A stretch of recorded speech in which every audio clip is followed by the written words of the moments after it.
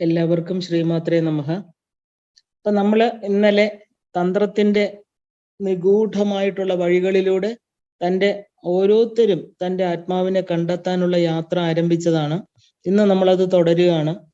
അപ്പോൾ ഈ തന്ത്രശാസ്ത്രം എങ്ങനെയാണ് നമ്മളെ ആ തലത്തിലേക്ക് കൊണ്ടെത്തിക്കുന്നത് എന്ന് പറയുന്ന ആ ഒരു വഴികള് ഏറ്റവും കൂടുതൽ ദേവീ ഉപാസകർക്ക് വേണ്ട, നമ്മൾ ദേവി എന്ന് പേര് കൊടുക്കുന്ന ഈശ്വരൻ, ആ പരബ്രഹ്മം എന്താണെന്നുള്ള അറിവാണ് നമുക്ക് ഇതിലൂടെ തരുന്നത്. അപ്പൊ വളരെ നിങ്ങൾ എല്ലാവരും തന്നെ ആ ഒരു ശ്രദ്ധയോടുകൂടി എൻ്റെ കൂടെ വരികയാണെങ്കിൽ, കാരണം നമ്മുടെ മനസ്സ് ഒരു ശകലം വിട്ടുപോയി കഴിഞ്ഞാൽ നമുക്കത് വിട്ടുപോകും നമ്മൾ ആ ഒരു വഴിയിൽ നിന്ന്. അതുകൊണ്ടാണ് ഞാൻ പറയുന്നത്, വളരെ സിമ്പിളായിട്ട് LKG UKG ക്ലാസ്സിൽ പഠിക്കുന്ന കുട്ടികൾക്ക് പറയുന്ന പോലെ വളരെ സിമ്പിളായിട്ടാണ് ഞാൻ പറയുന്നത്. പക്ഷെ പ്രപഞ്ചത്തിൽ ഇത്രയും വലിയ കാര്യങ്ങളാണ് നമ്മൾ ഇത്രയും ചെറുതാക്കി പറയുന്നത് എന്നുള്ള ആ ഒരു ബോധത്തോടു കൂടി നമ്മളത് ആ ഒരു നൂല് പിടിച്ചു പോവാന്ന് പറയില്ല, നമ്മൾ നൂല് പൊട്ടിപ്പോയി കഴിഞ്ഞാൽ നമുക്ക് ഇടയ്ക്ക് വിട്ടുപോകും. അതുകൊണ്ട് ശ്രദ്ധയോടുകൂടി തീർച്ചയായിട്ടും എൻ്റെ കൂടെ വരികയാണെങ്കിൽ നമ്മൾ ഓരോരുത്തരും നമ്മുടെ ലക്ഷ്യത്തിന്, ആ ലക്ഷ്യപദം, നമ്മുടെ ആ ഒരു ആത്മസാധന, ശ്രീവിദ്യ എന്ന് പറയുന്ന ആത്മസാധനയ്ക്കും ആ ഒരു സാധനയെ നമ്മുടെ ജീവിത ലക്ഷ്യത്തിലേക്ക് കൊണ്ടെത്തിക്കാൻ തീർച്ചയായിട്ടും സാധിക്കും. അതുകൊണ്ടാണ് ഇത് നിങ്ങളുമായിട്ട് ഷെയർ ചെയ്യുന്നത്. വീണ്ടും ഇതിൻ്റെ ഇടയ്ക്ക് ഒരു 3 ദിവസം അല്ലെ 2 ദിവസം നമ്മൾ ഇതിനു വേണ്ടി ചെലവഴിച്ചു എന്ന് പറഞ്ഞത് കൊണ്ട് നമുക്കിതിനകത്ത് ഒട്ടും ഒരു നഷ്ടവും വരാൻ പോകുന്നില്ല. കാരണം ഇത് നമ്മുടെ ആത്മസാധനയുമായിട്ട് ബന്ധപ്പെട്ട് കിടക്കണം. അപ്പൊ ഇന്നലെ നമ്മൾ തന്ത്രത്തിന്റെ കുറെ ഭാഗങ്ങൾ കണ്ടു. എല്ലാവർക്കും വളരെ താല്പര്യത്തോടു കൂടി അതിൽ നിൽക്കുന്നതുകൊണ്ട് തീർച്ചയായിട്ടും നിങ്ങൾക്ക് എല്ലാവർക്കും ഇത് മാനസികമായിട്ടുള്ള ആ ഒരു മാറ്റത്തിന് വഴിതെളിക്കും എന്ന് തന്നെ പരാശക്തിയോട്, ആ അമ്മയുടെയും നമ്മുടെ ഗുരുപരമ്പരയുടെയും അനുഗ്രഹത്തോടെ മാത്രമേ നമുക്കിത് മുന്നോട്ട് പോകാൻ പറ്റുള്ളൂ. തീർച്ചയായിട്ടും തന്ത്രശാസ്ത്രം എന്ന് പറയുന്നത് തന്നെ ഒരു വലിയ ശാഖയാണ്. നമ്മുടെ ശരീരത്തിൽ തനോതി എന്ന് പറയുന്ന ആ നമ്മുടെ വിസ്തീർണം കൊണ്ട്, വിസ്തരിപ്പിക്കുന്നത് കൊണ്ട് ത്രായതേ, രക്ഷിക്കാൻ പറ്റുന്ന ഒരു ശാസ്ത്രമാണിത്. അപ്പൊ ഇന്നലെ നമ്മൾ കണ്ടു ആ ഒരു നമ്മുടെ യഥാർത്ഥ ബോധം എന്ന് പറയുന്നത് 36 തത്വങ്ങളിലൂടെ സ്റ്റെപ്പ് ഡൗൺ ചെയ്തിരിക്കുകയാണ്, താഴോട്ട് വന്നു. അപ്പൊ നമ്മൾ കാണുന്ന ആരാധനാ സമ്പ്രദായങ്ങള്, പുരാണ പാരായണങ്ങള്, യോഗ, ധ്യാനം, ആചാര അനുഷ്ഠാനങ്ങള്, ജീവകാരുണ്യ പ്രവർത്തനങ്ങള്, ഇങ്ങനെയുള്ള വിവിധ ധ്യാന രീതികൾ ഏത് മതത്തിലായിക്കോട്ടെ, ആ ഒരു വിവിധ ധ്യാന രീതികളെല്ലാം തന്നെ താഴെ പതിച്ചു കിടക്കുന്ന നമ്മുടെ അവബോധത്തെ പടിപ്പടിയായി ഉയർത്തി വികസിച്ച് ഈ 36 സ്റ്റെപ്പ് ഡൗൺ നമ്മൾ താഴേക്ക് വന്ന ആ പ്രക്രിയയെ ആ മുകളിലോട്ട് യാത്ര ചെയ്ത് ജീവിതത്തിന്റെ ആ ഒരു പ്രതിപ്രവർത്തനങ്ങളെ വിപരീത ദിശയിലേക്ക് നയിക്കാൻ വേണ്ടിയിട്ടാണ് നമ്മളെല്ലാം ചെയ്യുന്നത്. ഇത് വ്യക്തമായിട്ട് മനസ്സിലാക്കണം. അപ്പൊ നമ്മുടെ എല്ലാം ജീവിത ലക്ഷ്യം ആണ് ഇതെന്ന് നമുക്ക് കാണാം. അപ്പൊ ഈ യഥാർത്ഥ ലക്ഷ്യത്തെ അറിയാൻ വേണ്ടിയിട്ടാണ് നമ്മള് ഇതൊന്നും അറിയാതെ, പലരും അമ്പലത്തിൽ പോകുന്നുണ്ട്, തൊഴുന്നുണ്ട്, ഇങ്ങനെയൊക്കെ ചെയ്യുന്നുണ്ട്. പക്ഷെ ഈ ലക്ഷ്യത്തെ ഉറപ്പിക്കാതെ, ലക്ഷ്യത്തെ അറിയാതെയാണ് നമ്മൾ ചെയ്യുന്നത്. അപ്പോൾ ഈ ലക്ഷ്യത്തെ അറിഞ്ഞുകൊണ്ട് നമ്മൾ ചെയ്തു കഴിഞ്ഞാല് എന്താ, തിരിച്ച് യാത്ര ചെയ്യാൻ തീർച്ചയായിട്ടും പറ്റും. ലക്ഷ്യബോധമാണ് ഒരു ഉപാസനാ മാർഗത്തിലെ ഏറ്റവും പ്രധാനം. ഇന്നലെ നമ്മൾ നിർത്തിയെടുത്തുനിന്ന് തുടങ്ങുകയാണ്. അപ്പൊ ആ ലക്ഷ്യത്തെ കുറിച്ച് നമുക്ക് അറിവുണ്ടാകണം. ഇനി നമുക്ക് നോക്കാം എന്തൊക്കെയാണ് ഇതിന് വേണ്ടത്. ഇച്ഛ, ജ്ഞാന, ക്രിയാശക്തികളെ അതിലേക്ക് തിരിക്കണം. ഈ അറിവ് നേടാൻ ആദ്യം നമുക്ക് വേണ്ടത് ഒരു ഇച്ഛാശക്തിയാണ്. ഇപ്പൊ പുരാതന ഋഷിമാർ ഇതിനു വേണ്ടിയിട്ടാണ് ഭക്തിമാർഗവും ജ്ഞാനമാർഗവും നിർദ്ദേശിച്ചിരിക്കുന്നത്. ആ ഒരു ഭക്തി ജ്ഞാന മാർഗങ്ങളിലൂടെ ആദ്യം നമ്മൾക്ക് ഒരു ഇച്ഛാശക്തി ഉണ്ടാവണം. എന്ത് കണ്ടുപിടിക്കണം, എൻ്റെ ആ ഒരു സോഴ്സ്, ഞാൻ ആരാണെന്നുള്ള ആ ലക്ഷ്യത്തിൽ എത്തണം എന്നുള്ള ഒരു തോന്നൽ നമ്മുടെ ഉള്ളിൽ ഉണ്ടാവണം. എന്നിട്ട് ബുദ്ധിപരമായിട്ട്, ഇതിന് ചിലർക്ക് ബുദ്ധിപരമായിട്ട് ഇതിന് അഭിരുചി ഉണ്ടാവില്ല. അപ്പം ബുദ്ധിപരമായിട്ട് അഭിരുചി ഇല്ലാത്തവർക്ക് ഭക്തിമാർഗം നല്ലതാണ്, അത് ജ്ഞാനത്തിലെത്തിക്കും. ആ ജ്ഞാനത്തിലെത്തി തിരിച്ചുപോക്ക് എന്ന് പറയുന്ന ലക്ഷ്യത്തെ കർമ്മമാർഗത്തിലൂടെ നമുക്ക് അറിയാൻ സാധിക്കും. അപ്പൊ ഈ 3 മാർഗങ്ങളിൽ ഏതെങ്കിലും ഒരെണ്ണം നമ്മൾ തുടങ്ങി വെക്കണം. അപ്പൊ ഈ സങ്കോചം വന്ന ബോധത്തിന് വികാസത്തിന്റെ പാതയിലേക്ക് എത്തിക്കാൻ വേണമെങ്കിൽ എന്ത് വേണം, ഇതിൽ ഏതെങ്കിലും ഒരു മാർഗം നമ്മൾ സ്വീകരിക്കണം. അപ്പൊ ഈ ഭൗതിക ജ്ഞാനത്തില് ആ ഒരു താല്പര്യമില്ലാത്തവർക്ക് പുരാണ ഗ്രന്ഥ പാരായണം, വിഗ്രഹ ആരാധന, നമ്മൾ ഈ ചെയ്യുന്ന ബാഹ്യ പൂജകളെല്ലാം തന്നെ ഭക്തി ആരംഭിക്കാൻ നമുക്ക് തുടങ്ങാം. കാരണം ഇതിനാണ് മതങ്ങൾ എന്ന് പറയുന്നത്. നമുക്ക് ഭക്തിയുടെ തുടക്കം അവിടെ നിന്നാണ് തുടങ്ങുന്നത്. മതങ്ങൾ ഒരു കിൻഡർ ഗാർഡൻ പുസ്തകം പോലെയാണ്, ഇല്ലെങ്കിൽ പ്രീ സ്കൂള് പോലെയൊക്കെയാണ്. അക്ഷരമാല പഠിച്ചതിന് ശേഷം ഒരുപാട് സഞ്ചരിക്കേണ്ടതായിട്ടുണ്ട്. ജ്ഞാനമാർഗത്തില് ഉപനിഷത്തുകള്, നമുക്ക് ക്വാണ്ടം മെക്കാനിക്സ് അല്ലെങ്കിൽ ഹോളോഗ്രാഫിക് യൂണിവേഴ്സ് എന്നൊക്കെ തുടങ്ങിയ വിഷയങ്ങൾ പഠിച്ച് ജ്ഞാനത്തിലൂടെ മുന്നേറാം. അത് ജ്ഞാനമാർഗം. പക്ഷെ അതിന് പറ്റാത്ത ഒരു ജീവൻ എന്താ ചെയ്യുക? അവർക്ക് ഭക്തിമാർഗത്തിൽ തുടങ്ങാം. ഏതാണെങ്കിലും ആത്മാർത്ഥമായി ആഴത്തില് ഭക്തിയോടെ ശ്രദ്ധയോടെ വേണം ഇത് ചെയ്യാൻ.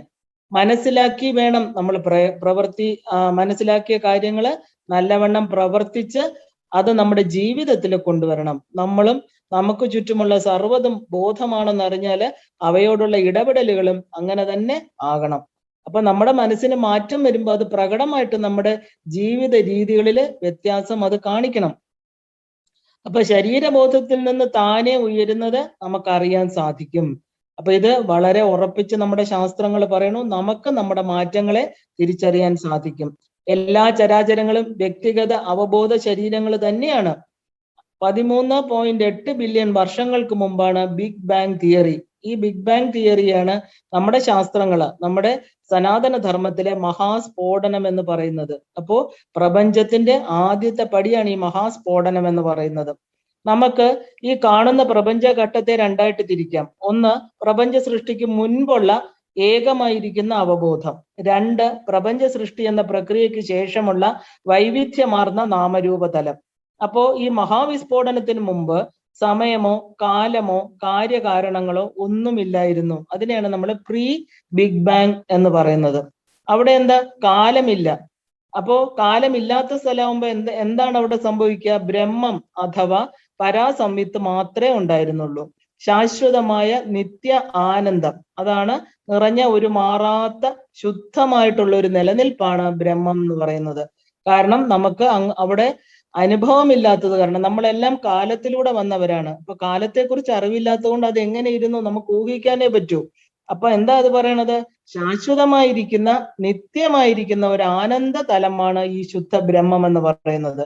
അപ്പൊ ബ്രഹ്മം എന്നത് ആ ഒരു ബൃഹത്തായിരിക്കുന്നതെന്ന് അർത്ഥമുണ്ട്. മാത്രമല്ല അറിവ്, പൂർണ്ണമായിട്ട് അറിവുള്ളതെന്നും അർത്ഥമുണ്ട്. ഇപ്പൊ വാക്കുകളെല്ലാം ശബ്ദങ്ങളാണ്, എല്ലാം ബ്രഹ്മത്തിൽ നിന്നാണ് പുറപ്പെടുന്നത്. ആ മഹാവിസ്ഫോടനത്തിന് മുൻപുള്ള ബ്രഹ്മത്തിന്റെ അവസ്ഥ എന്താണെന്ന് നമുക്കൊന്ന് ചെറിയ തോതിൽ നോക്കാം. കാരണം നമുക്കത് ഇമാജിൻ ചെയ്യാനേ പറ്റുള്ളൂ.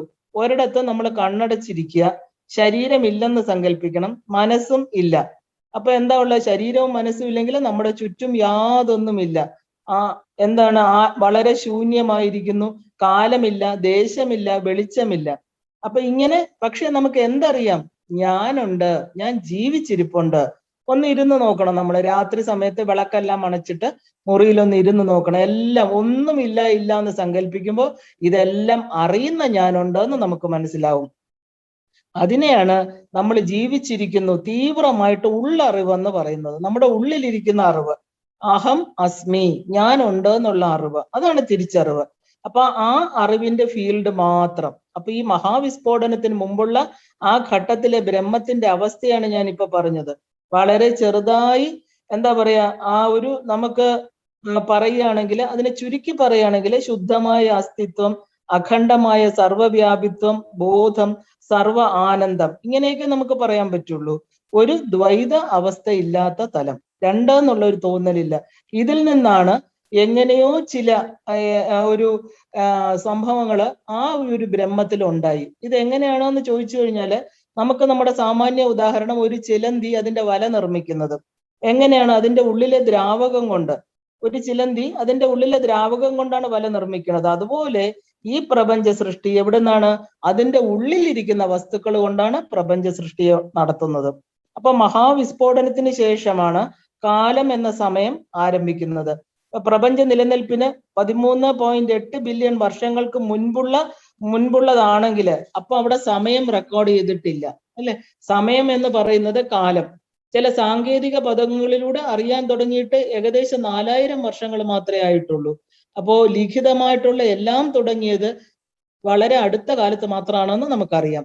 ആദ്യ മനുഷ്യൻ, അതായത് ഹോമോസാപ്പിയൻസിൽ നിന്ന് ഏകദേശം 3 ലക്ഷം വർഷം മുൻപാണ് പ്രജ്ഞാനം വികസിക്കാൻ തുടങ്ങിയത്. അപ്പൊ നോക്കൂ, ഇത് നമ്മുടെ ഈ പ്രപഞ്ചം ഉണ്ടായിട്ട് 13.8 ബില്യൺ ആണ്. അതിനുശേഷം ഈ 4000 വർഷങ്ങളെ ആയിട്ടുള്ളൂ ലിഖിതമായിട്ടുള്ളത്.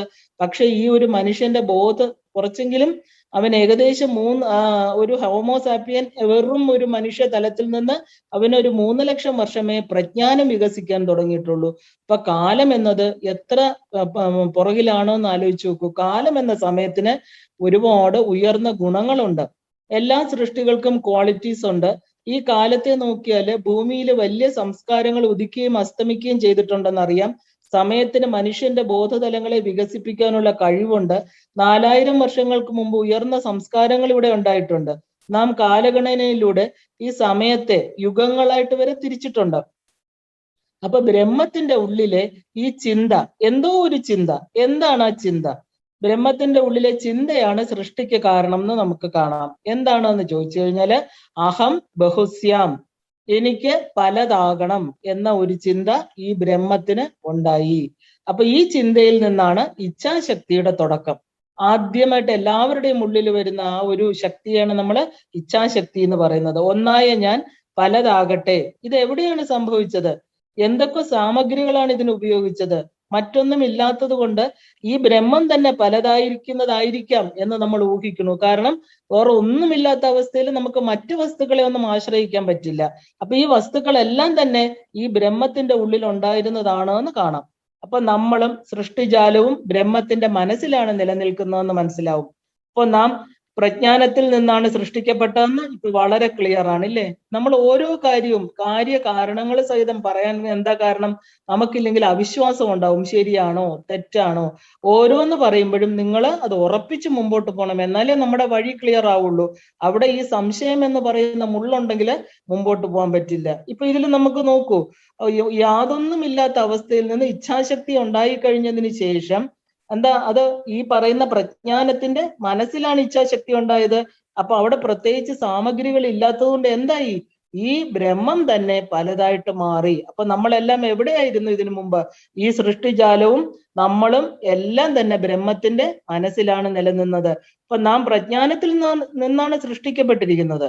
അപ്പൊ അഹം ബഹുസ്യാം എന്ന് ചിന്തിച്ചപ്പോ തന്നെ അതിന് വേണ്ടതെല്ലാം അവിടെ ഉണ്ടായിരുന്നത് കൊണ്ട് ജ്ഞാനശക്തി, ക്രിയാശക്തി എല്ലാം തന്നെ സൃഷ്ടി ഉൾപ്പെടെ ഉടനെ ആരംഭിച്ചു. വിത്തിൻ സെക്കൻഡ്സ് എന്നൊക്കെ പറയും പോലെ. അതുകൊണ്ടാണ് ലളിതാ സഹസ്രനാമം ഉന്മേഷ നിമിഷോത്പന്ന വിപന്ന ഭുവനാവലി. അമ്മയുടെ കണ്ണൊന്ന് അടച്ചാൽ മതി, എല്ലാം തിരിച്ചു ഉൾവലിയും. അമ്മ തുറക്കുമ്പോൾ പ്രപഞ്ചങ്ങൾ ഉണ്ടാവും. ഉടനെ അതിന് നമ്മളെ പോലെ മനുഷ്യനെ പോലെ കാലപരിധി ഇല്ല, ഉടനെ ഉണ്ടായി.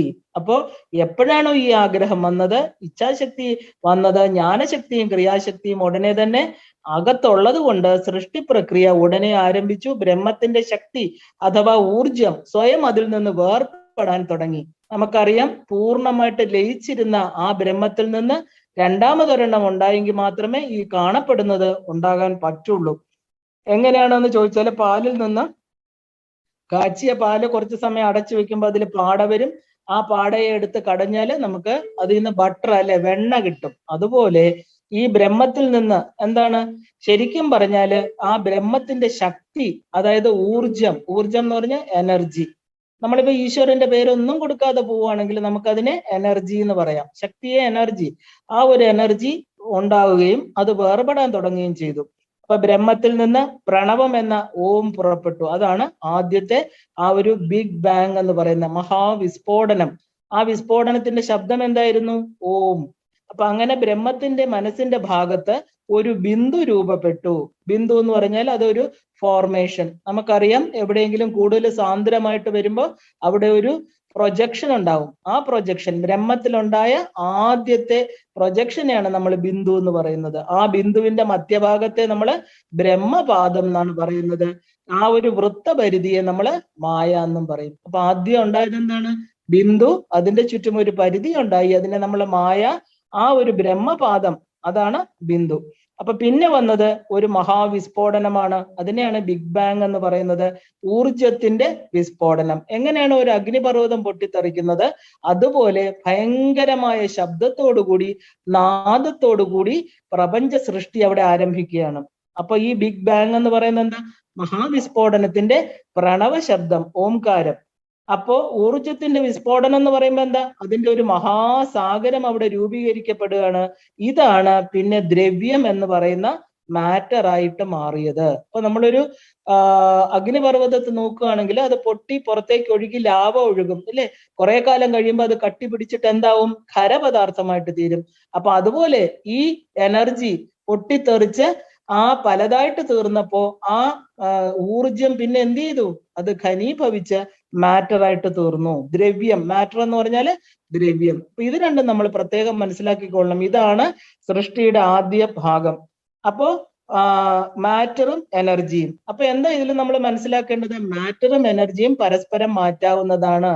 അത് പരസ്പരം ഇന്റർചേഞ്ചബിൾ ആണ്. മാറ്ററിനെ എനർജി ആക്കാം, എനർജിയെ മാറ്റർ ആക്കാം. ഇതാണ് ഏറ്റവും പ്രധാനപ്പെട്ട തത്വം. അതുകൊണ്ടാണ് ഐൻസ്റ്റീന്റെ E=mc² എന്ന് പറയുന്ന ഒരു മൂലവാക്യം ഉണ്ടായത്. ഇതിനെന്താ, പ്രകാശത്തോടു കൂടിയുള്ള വിസ്ഫോടനം.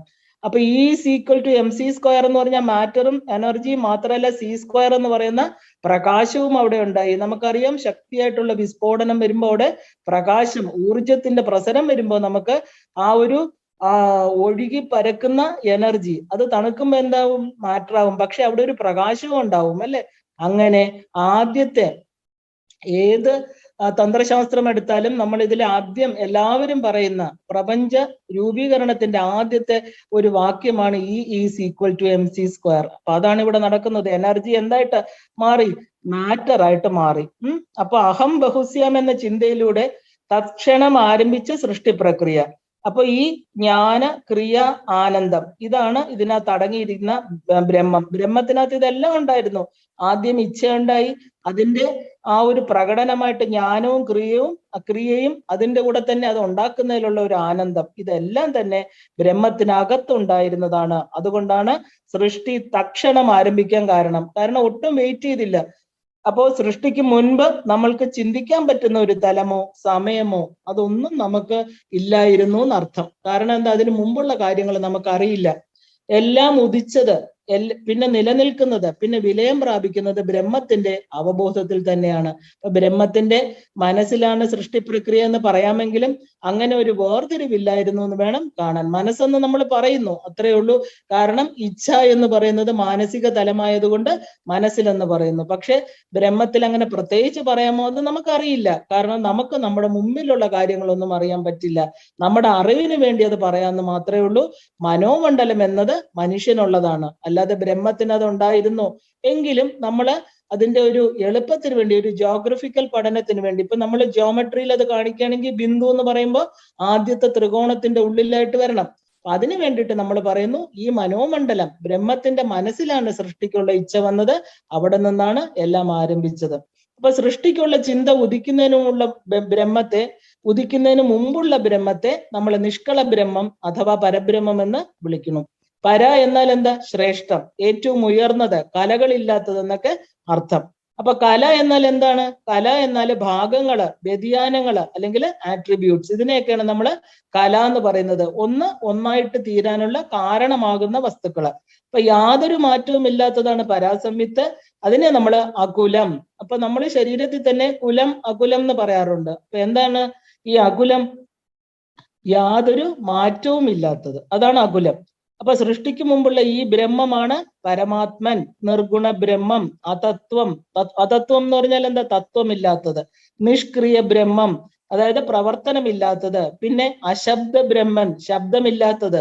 അപ്പോ ഒരു അമനസ്ക ബ്രഹ്മൻ, മനസ്സില്ലാത്തത്. ഇങ്ങനെ ഒരു മനസ്സില്ലാത്ത ബ്രഹ്മം, പരശംഭു, ആദിനാരായണൻ, പരഭൈരവൻ, ഇതെല്ലാം സൃഷ്ടിക്ക് മുമ്പുള്ള ഇച്ഛയ്ക്ക് മുൻപുള്ള ബ്രഹ്മത്തിന്റെ പേരുകളാണ്. ഇത് പറയുമ്പോൾ നമ്മൾ ഇതാണ് വിചാരിക്കേണ്ടത്. കാരണം ഇതെല്ലാം നമ്മുടെ ലളിതാ സഹസ്രനാമത്തിൽ വരും. അപ്പൊ നമ്മൾ വിചാരിച്ചോളണം, ഈ സൃഷ്ടിക്ക് മുമ്പുള്ള അവസ്ഥയാണിത്. അപ്പൊ സൃഷ്ടിക്ക് മുൻപുള്ള ബ്രഹ്മത്തിന്റെ ഒരു പ്രതീകമായിട്ടാണ് നമ്മൾ ശിവലിംഗത്തെ പൂജിക്കുന്നത്. കാരണം ആ ശിവലിംഗം എന്ന് പറയുന്നത് ഒരു എന്താ പറയാ, വളരെ പ്രത്യേകതയുള്ള, അതിന് പ്രത്യേകിച്ച് ശരിക്കും പറയാം മതപരമായിട്ടല്ല, അതിന് എല്ലാ ജാതിക്കാർക്കും ശിവലിംഗം പല കാര്യങ്ങളും പല തത്വങ്ങളെ മനസ്സിലാക്കി കൊടുക്കുന്നതാണ്. എന്തൊക്കെയാണ്, 3 തരത്തിലുള്ള ഹൈന്ദവ പ്രധാനമായിട്ടുള്ള ആരാധനാ രീതിയാണ് നമുക്കുള്ളത്. വൈഷ്ണവർ ഈശ്വരനെ ആദിനാരായണൻ എന്ന് വിളിക്കും, ശിവനെ പരശംഭു അതായത് പരമശിവൻ എന്ന് വിളിക്കും, ശാക്തേയർ പരാശക്തി എന്ന് വിളിക്കും, ഇല്ലേ? ഒരു പരമശിവ ശക്തി ആണ് നമ്മൾ കാണുന്നത്. അപ്പം ഈ പറയുന്ന കാര്യങ്ങളെല്ലാം ഈ ആ ഒരു പ്രകടനത്തിന്റെ, ശക്തി പ്രകടനത്തിന്റെ, മഹാവിസ്ഫോടനത്തിന്റെ ആ ഒരു ഫലമായിട്ട് ആദി അന്തമില്ലാത്ത പ്രപഞ്ചത്തിന്റെ പ്രതീകമാണ് ശിവലിംഗം. കൂടുതൽ തന്നെ നമ്മൾ തത്വപരമായിട്ട് നോക്കുകയാണെങ്കിൽ നമുക്ക് നമ്മുടെ എന്താ പറയുക, ആ ഒരു ഹിന്ദുയിസമായിട്ട് ബന്ധപ്പെടുത്തി ഒരുപാട് കാര്യങ്ങൾ, സൃഷ്ടി സ്ഥിതി സംഹാരം ഒക്കെ പറയാം. ഞാൻ അതല്ല പറഞ്ഞത്. ശിവലിംഗം ഒരു പ്രതീകമാണ്. സൃഷ്ടിക്ക് മുമ്പുള്ള ബ്രഹ്മത്തിന്റെ ഒരു പ്രതീകമായിട്ട് അതിനെ എടുക്കാം. അപ്പൊ എല്ലാം പറയുന്നത് അദൃശ്യമായ, രൂപമില്ലാത്ത, നമുക്ക് മനസ്സിലാക്കാൻ പറ്റാത്ത, ലിംഗഭേദമില്ലാത്ത പരബ്രഹ്മത്തെയാണ് അല്ലെ. ഇതിന്റെ പ്രതീകമാണ് ശിവലിംഗം എന്ന് കണ്ടു. അപ്പൊ വൈവിധ്യത്തില് ഏകത്വം, ഇതാണ് ആ ഒരു ആത്യന്തിക സത്യം. ആ നടക്കാൻ, അതായത് നമുക്ക് നടക്കാൻ വാക്കിംഗ് സ്റ്റിക്ക് ഉപയോഗിക്കുന്ന പോലെ മനുഷ്യർക്ക് ശൂന്യതയെ ഉപാസിക്കാൻ പറ്റില്ല, ഒരു രൂപം വേണം. അപ്പോ സൃഷ്ടി തുടങ്ങിയപ്പോ ബ്രഹ്മൻ എന്തായി? ഗുണത്തോടുകൂടി, ആ ഒരു വ്യത്യസ്തതകളോടുകൂടി അപരിബ്രഹ്മനായിട്ട് തീർന്നു. അപ്പൊ ഈ സൃഷ്ടി നമുക്കൊന്ന് നോക്കണം. ഇവിടെയാണ് നമ്മൾ ഏറ്റവും പ്രധാനം. എങ്ങനെയാണ് ആ ഒരു ഒന്നുമില്ലാത്ത അവസ്ഥയിൽ നിന്ന് നമ്മൾ ഓരോരുത്തരും, ഇത് ഒരുപാട് പ്രാവശ്യം കേട്ടെങ്കിലും വളരെ ശ്രദ്ധയോടുകൂടി ഇത് കേട്ട് കഴിഞ്ഞാൽ നമുക്കിതൊരു കഥ പോലെ മനസ്സിലാക്കാൻ പറ്റും. കാരണം നമ്മുടെ ആ ഒരു വികസിത ബുദ്ധിക്ക് മാത്രമേ ഇത് ഉൾക്കൊള്ളാൻ പറ്റൂ. കാരണം ആ ഒരു തലമൊന്നും നമുക്ക് ചിന്തിക്കാൻ പറ്റില്ല. അപ്പൊ നമുക്ക് നോക്കാം. ഈ ഒരു ഗുണത്തോടെ വ്യത്യസ്തതകളോടുകൂടി അപരിബ്രഹ്മനായിട്ട് തീർന്ന ബ്രഹ്മം. അപ്പൊ ഈ സൃഷ്ടി ഒന്ന് നോക്കുമ്പോൾ ആദ്യം ഉണ്ടായിരുന്നത് എന്താണ്? പരമശൂന്യത. അവിടെ ഇച്ഛാജ്ഞാന ക്രിയ വന്നപ്പോൾ ഏകമായിട്ടുള്ള സത്ത ഉണർന്നിട്ട് ഓം എന്നുള്ള ശബ്ദമുണ്ടായി. അതിനെയാണ് മഹാവിസ്ഫോടനം എന്ന് പറയുന്നത്. അതിൽ നിന്ന് വാക്ക്, വാചകം, ഭാഷ, വസ്തുക്കൾ, ജീവികൾ തുടങ്ങിയ ഉള്ള ഒരു പ്രപഞ്ചമായിട്ട് അത് മാറണം. അപ്പൊ ബ്രഹ്മത്തിന്റെ ഉള്ളിലുള്ള ഊർജം അഥവാ ആ ഒരു ശക്തി സ്വയം മാറി നിന്ന് ഇതിൽ നിന്നും പ്രപഞ്ചം ഉണ്ടാകണം. ആദ്യം എന്ത് ചെയ്തു? ആദ്യം ശക്തി ആ ഒരു ബ്രഹ്മത്തിൽ നിന്ന് മാറി നിന്നിട്ട് ശക്തിയുടെ പ്രകടനമാണ് ഈ കാണുന്ന സൃഷ്ടി മുഴുവനും. അപ്പൊ നമുക്ക് ആ ഒരു പാലിൽ നിന്ന് ക്രീം വരുന്ന പോലെ പാല് സ്വയം മറ്റൊരു വസ്തുവായിട്ട് മാറുകയാണ് അല്ലെ. അത് അപ്പൊ ചിന്തിക്കാവുന്ന ചിന്ത, അതായത് നമ്മള് ഒരു കുതിര എന്ന് പറയുമ്പോൾ നമുക്ക് അതിന്റെ രൂപം നമ്മുടെ ഉള്ളിൽ വരണം. ആപ്പിൾ എന്ന് പറയുമ്പോൾ ആ വാക്കുകൾ വരുമ്പോൾ അതിന്റെ രൂപം മനസ്സിൽ വരുമില്ലേ. അപ്പൊ ശബ്ദമില്ലെങ്കിൽ രൂപമില്ല. അതാണ് ഏറ്റവും വലിയ പ്രാധാന്യം. എല്ലാ ശബ്ദങ്ങൾക്കും ഒരു രൂപമുണ്ട്. അർത്ഥമുള്ള വാക്കുകൾ രൂപമായിട്ട് തീരുകയാണ്. അപ്പോൾ നമ്മുടെ മനസ്സിൽ എപ്പോഴുമുള്ള ശബ്ദമാണ് ഉള്ളിൽ ഒരു രൂപത്തെ കാണിച്ചു തരുന്നത്. അപ്പൊ ആദ്യം എന്താ നമ്മുടെ ഉള്ളിൽ വരേണ്ടത്? ശബ്ദം. അപ്പൊ അത് ശബ്ദിച്ചില്ലെങ്കിലും വായിച്ചാലും മതി, ആ അക്ഷരത്തിലൂടെ നമുക്ക് ആ രൂപം തെളിഞ്ഞു വരും. അപ്പൊ വസ്തുക്കൾ ശബ്ദത്തിൽ നിന്ന് ഉത്ഭവിക്കുന്നു.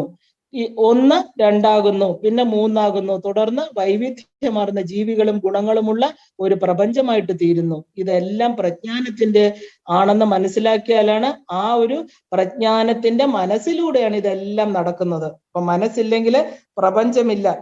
ആ ഒരു ഗാഠനിദ്രയില് മനസ്സില്ല, പ്രപഞ്ചമില്ല. ശക്തിയും ബ്രഹ്മവും ഒന്ന് തന്നെയാണ്. വാക്കും അർത്ഥവും പോലെ, തീയും ചൂടും പോലെ, സൂര്യനും താപവും പോലെ ഒരിക്കലും പിരിക്കാൻ പറ്റാത്തതാണ് അവ. അപ്പൊ ഓം എന്ന ശബ്ദത്തിലൂടെ ബ്രഹ്മത്തിന്റെ ഉള്ളില് ഒരു ബിന്ദു രൂപപ്പെട്ടു. ആ ബിന്ദുവിന്റെ മധ്യം ബ്രഹ്മപാദവും ചുറ്റുമുള്ളത് മായ എന്ന വികല്പവും. അപ്പൊ ജീവനെ പരിമിതപ്പെടുത്തുന്നത് മായയും അതിന്റെ 5 കഞ്ചുകങ്ങളുമാണ്. അപ്പൊ അങ്ങനെ ബിന്ദുവിന്റെ വിസ്ഫോടനത്തില് ഒരു മഹാപ്രവാഹം, അതായത് മഹാപ്രവാഹത്തില് വസ്തുക്കൾ എന്ന മാറ്റർ ഉണ്ടായി. ഇപ്പൊ എനർജിയുടെ സ്ഥൂല രൂപമാണ് ദ്രവ്യം അഥവാ മാറ്റർ. അങ്ങനെ അപരബ്രഹ്മത്തിന്റെ ഉള്ളില് 36 തത്വങ്ങള് രൂപപ്പെട്ടു. ബ്രഹ്മം എന്തായിട്ട് തീർന്നു? ഇപ്പോ അപരബ്രഹ്മം. അപ്പൊ ഇവ ഉപയോഗിച്ച് പരിമിതമായിട്ടുള്ള ജീവികള്, വസ്തുക്കള് ഒക്കെ ശക്തി ഉണ്ടാക്കാൻ തുടങ്ങി. അങ്ങനെ ശുദ്ധ ബ്രഹ്മത്തില് ശക്തി എന്ന ഊർജം സ്ഫോടനത്തിലൂടെ ആദ്യം മായയുടെ പരിധിക്ക് വെളിയില് അതായത് ശിവതത്വം, ശിവൻ എന്ന ഒരു തത്വം ഉണ്ടാക്കി. അതിൽ നിന്ന് എന്തുണ്ടായി? ശക്തി തത്വം ഉണ്ടായി. ശക്തി തത്വം എന്ന് പറയുന്നത്, അതിനെ നമ്മൾ ശക്തി എന്താ പറയുക? വിമർശം, അല്ലെങ്കിൽ ശരിക്കും ഒറ്റവാക്കർത്ഥം പറയുകയാണെങ്കിൽ ഒരു കണ്ണാടി പോലെ പ്രതിഫലിച്ച് വിടർത്തി മാറ്റിക്കൊണ്ടാണ് അത് ശക്തി തത്വമായിട്ട് മാറിയത്. ശക്തി ശിവന് ഉന്മുഖിയായിട്ടിരിക്കുക. അതായത് നമ്മളൊരു കണ്ണാടി നോക്കാൻ നമ്മുടെ മുമ്പിൽ കണ്ണാടി പിടിക്കുന്ന പോലെ ശിവന് തന്റെ ആഗ്രഹങ്ങൾ പൂർത്തീകരിച്ച് ആ ശക്തിയാകുന്ന കണ്ണാടിയിൽ കാണിച്ചു കൊടുക്കുകയാണ് ദേവി ചെയ്യുന്നത്. അപ്പൊ എന്താ? ഈ ഒരു ശക്തി ശിവന് അഭിമുഖമായിട്ട് നിന്നു.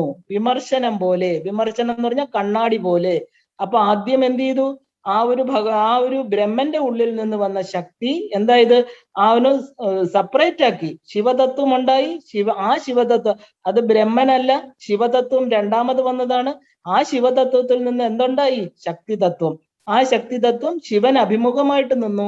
അദ്ദേഹത്തിന്റെ ആഗ്രഹങ്ങളെല്ലാം സാധിച്ചു കൊടുക്കാൻ, അദ്ദേഹത്തിന്റെ ഇച്ഛയ്ക്ക് വേണ്ടിയിട്ട് ജ്ഞാനക്രിയകളിലൂടെ ഈ പ്രപഞ്ചമാകുന്ന ആ ഒരു സൃഷ്ടിയെ കാണിച്ചു കൊടുക്കാൻ അദ്ദേഹത്തെ കണ്ണാടിയിൽ കാണുന്ന പോലെ അഭിമുഖമായി നിന്നു. അപ്പൊ വിമർശനം എന്ന് പറഞ്ഞാൽ എപ്പോഴും മനസ്സിലാക്കിക്കൊള്ളണം, കണ്ണാടി പോലെ. അതായത് ശുദ്ധമായ പ്രജ്ഞാനത്തിൽ ചിന്ത ഉദിച്ചപ്പോ മനസ്സോടുകൂടിയ പ്രജ്ഞാനം എന്ന വ്യക്തിത്വമാണ് ശിവതത്വം.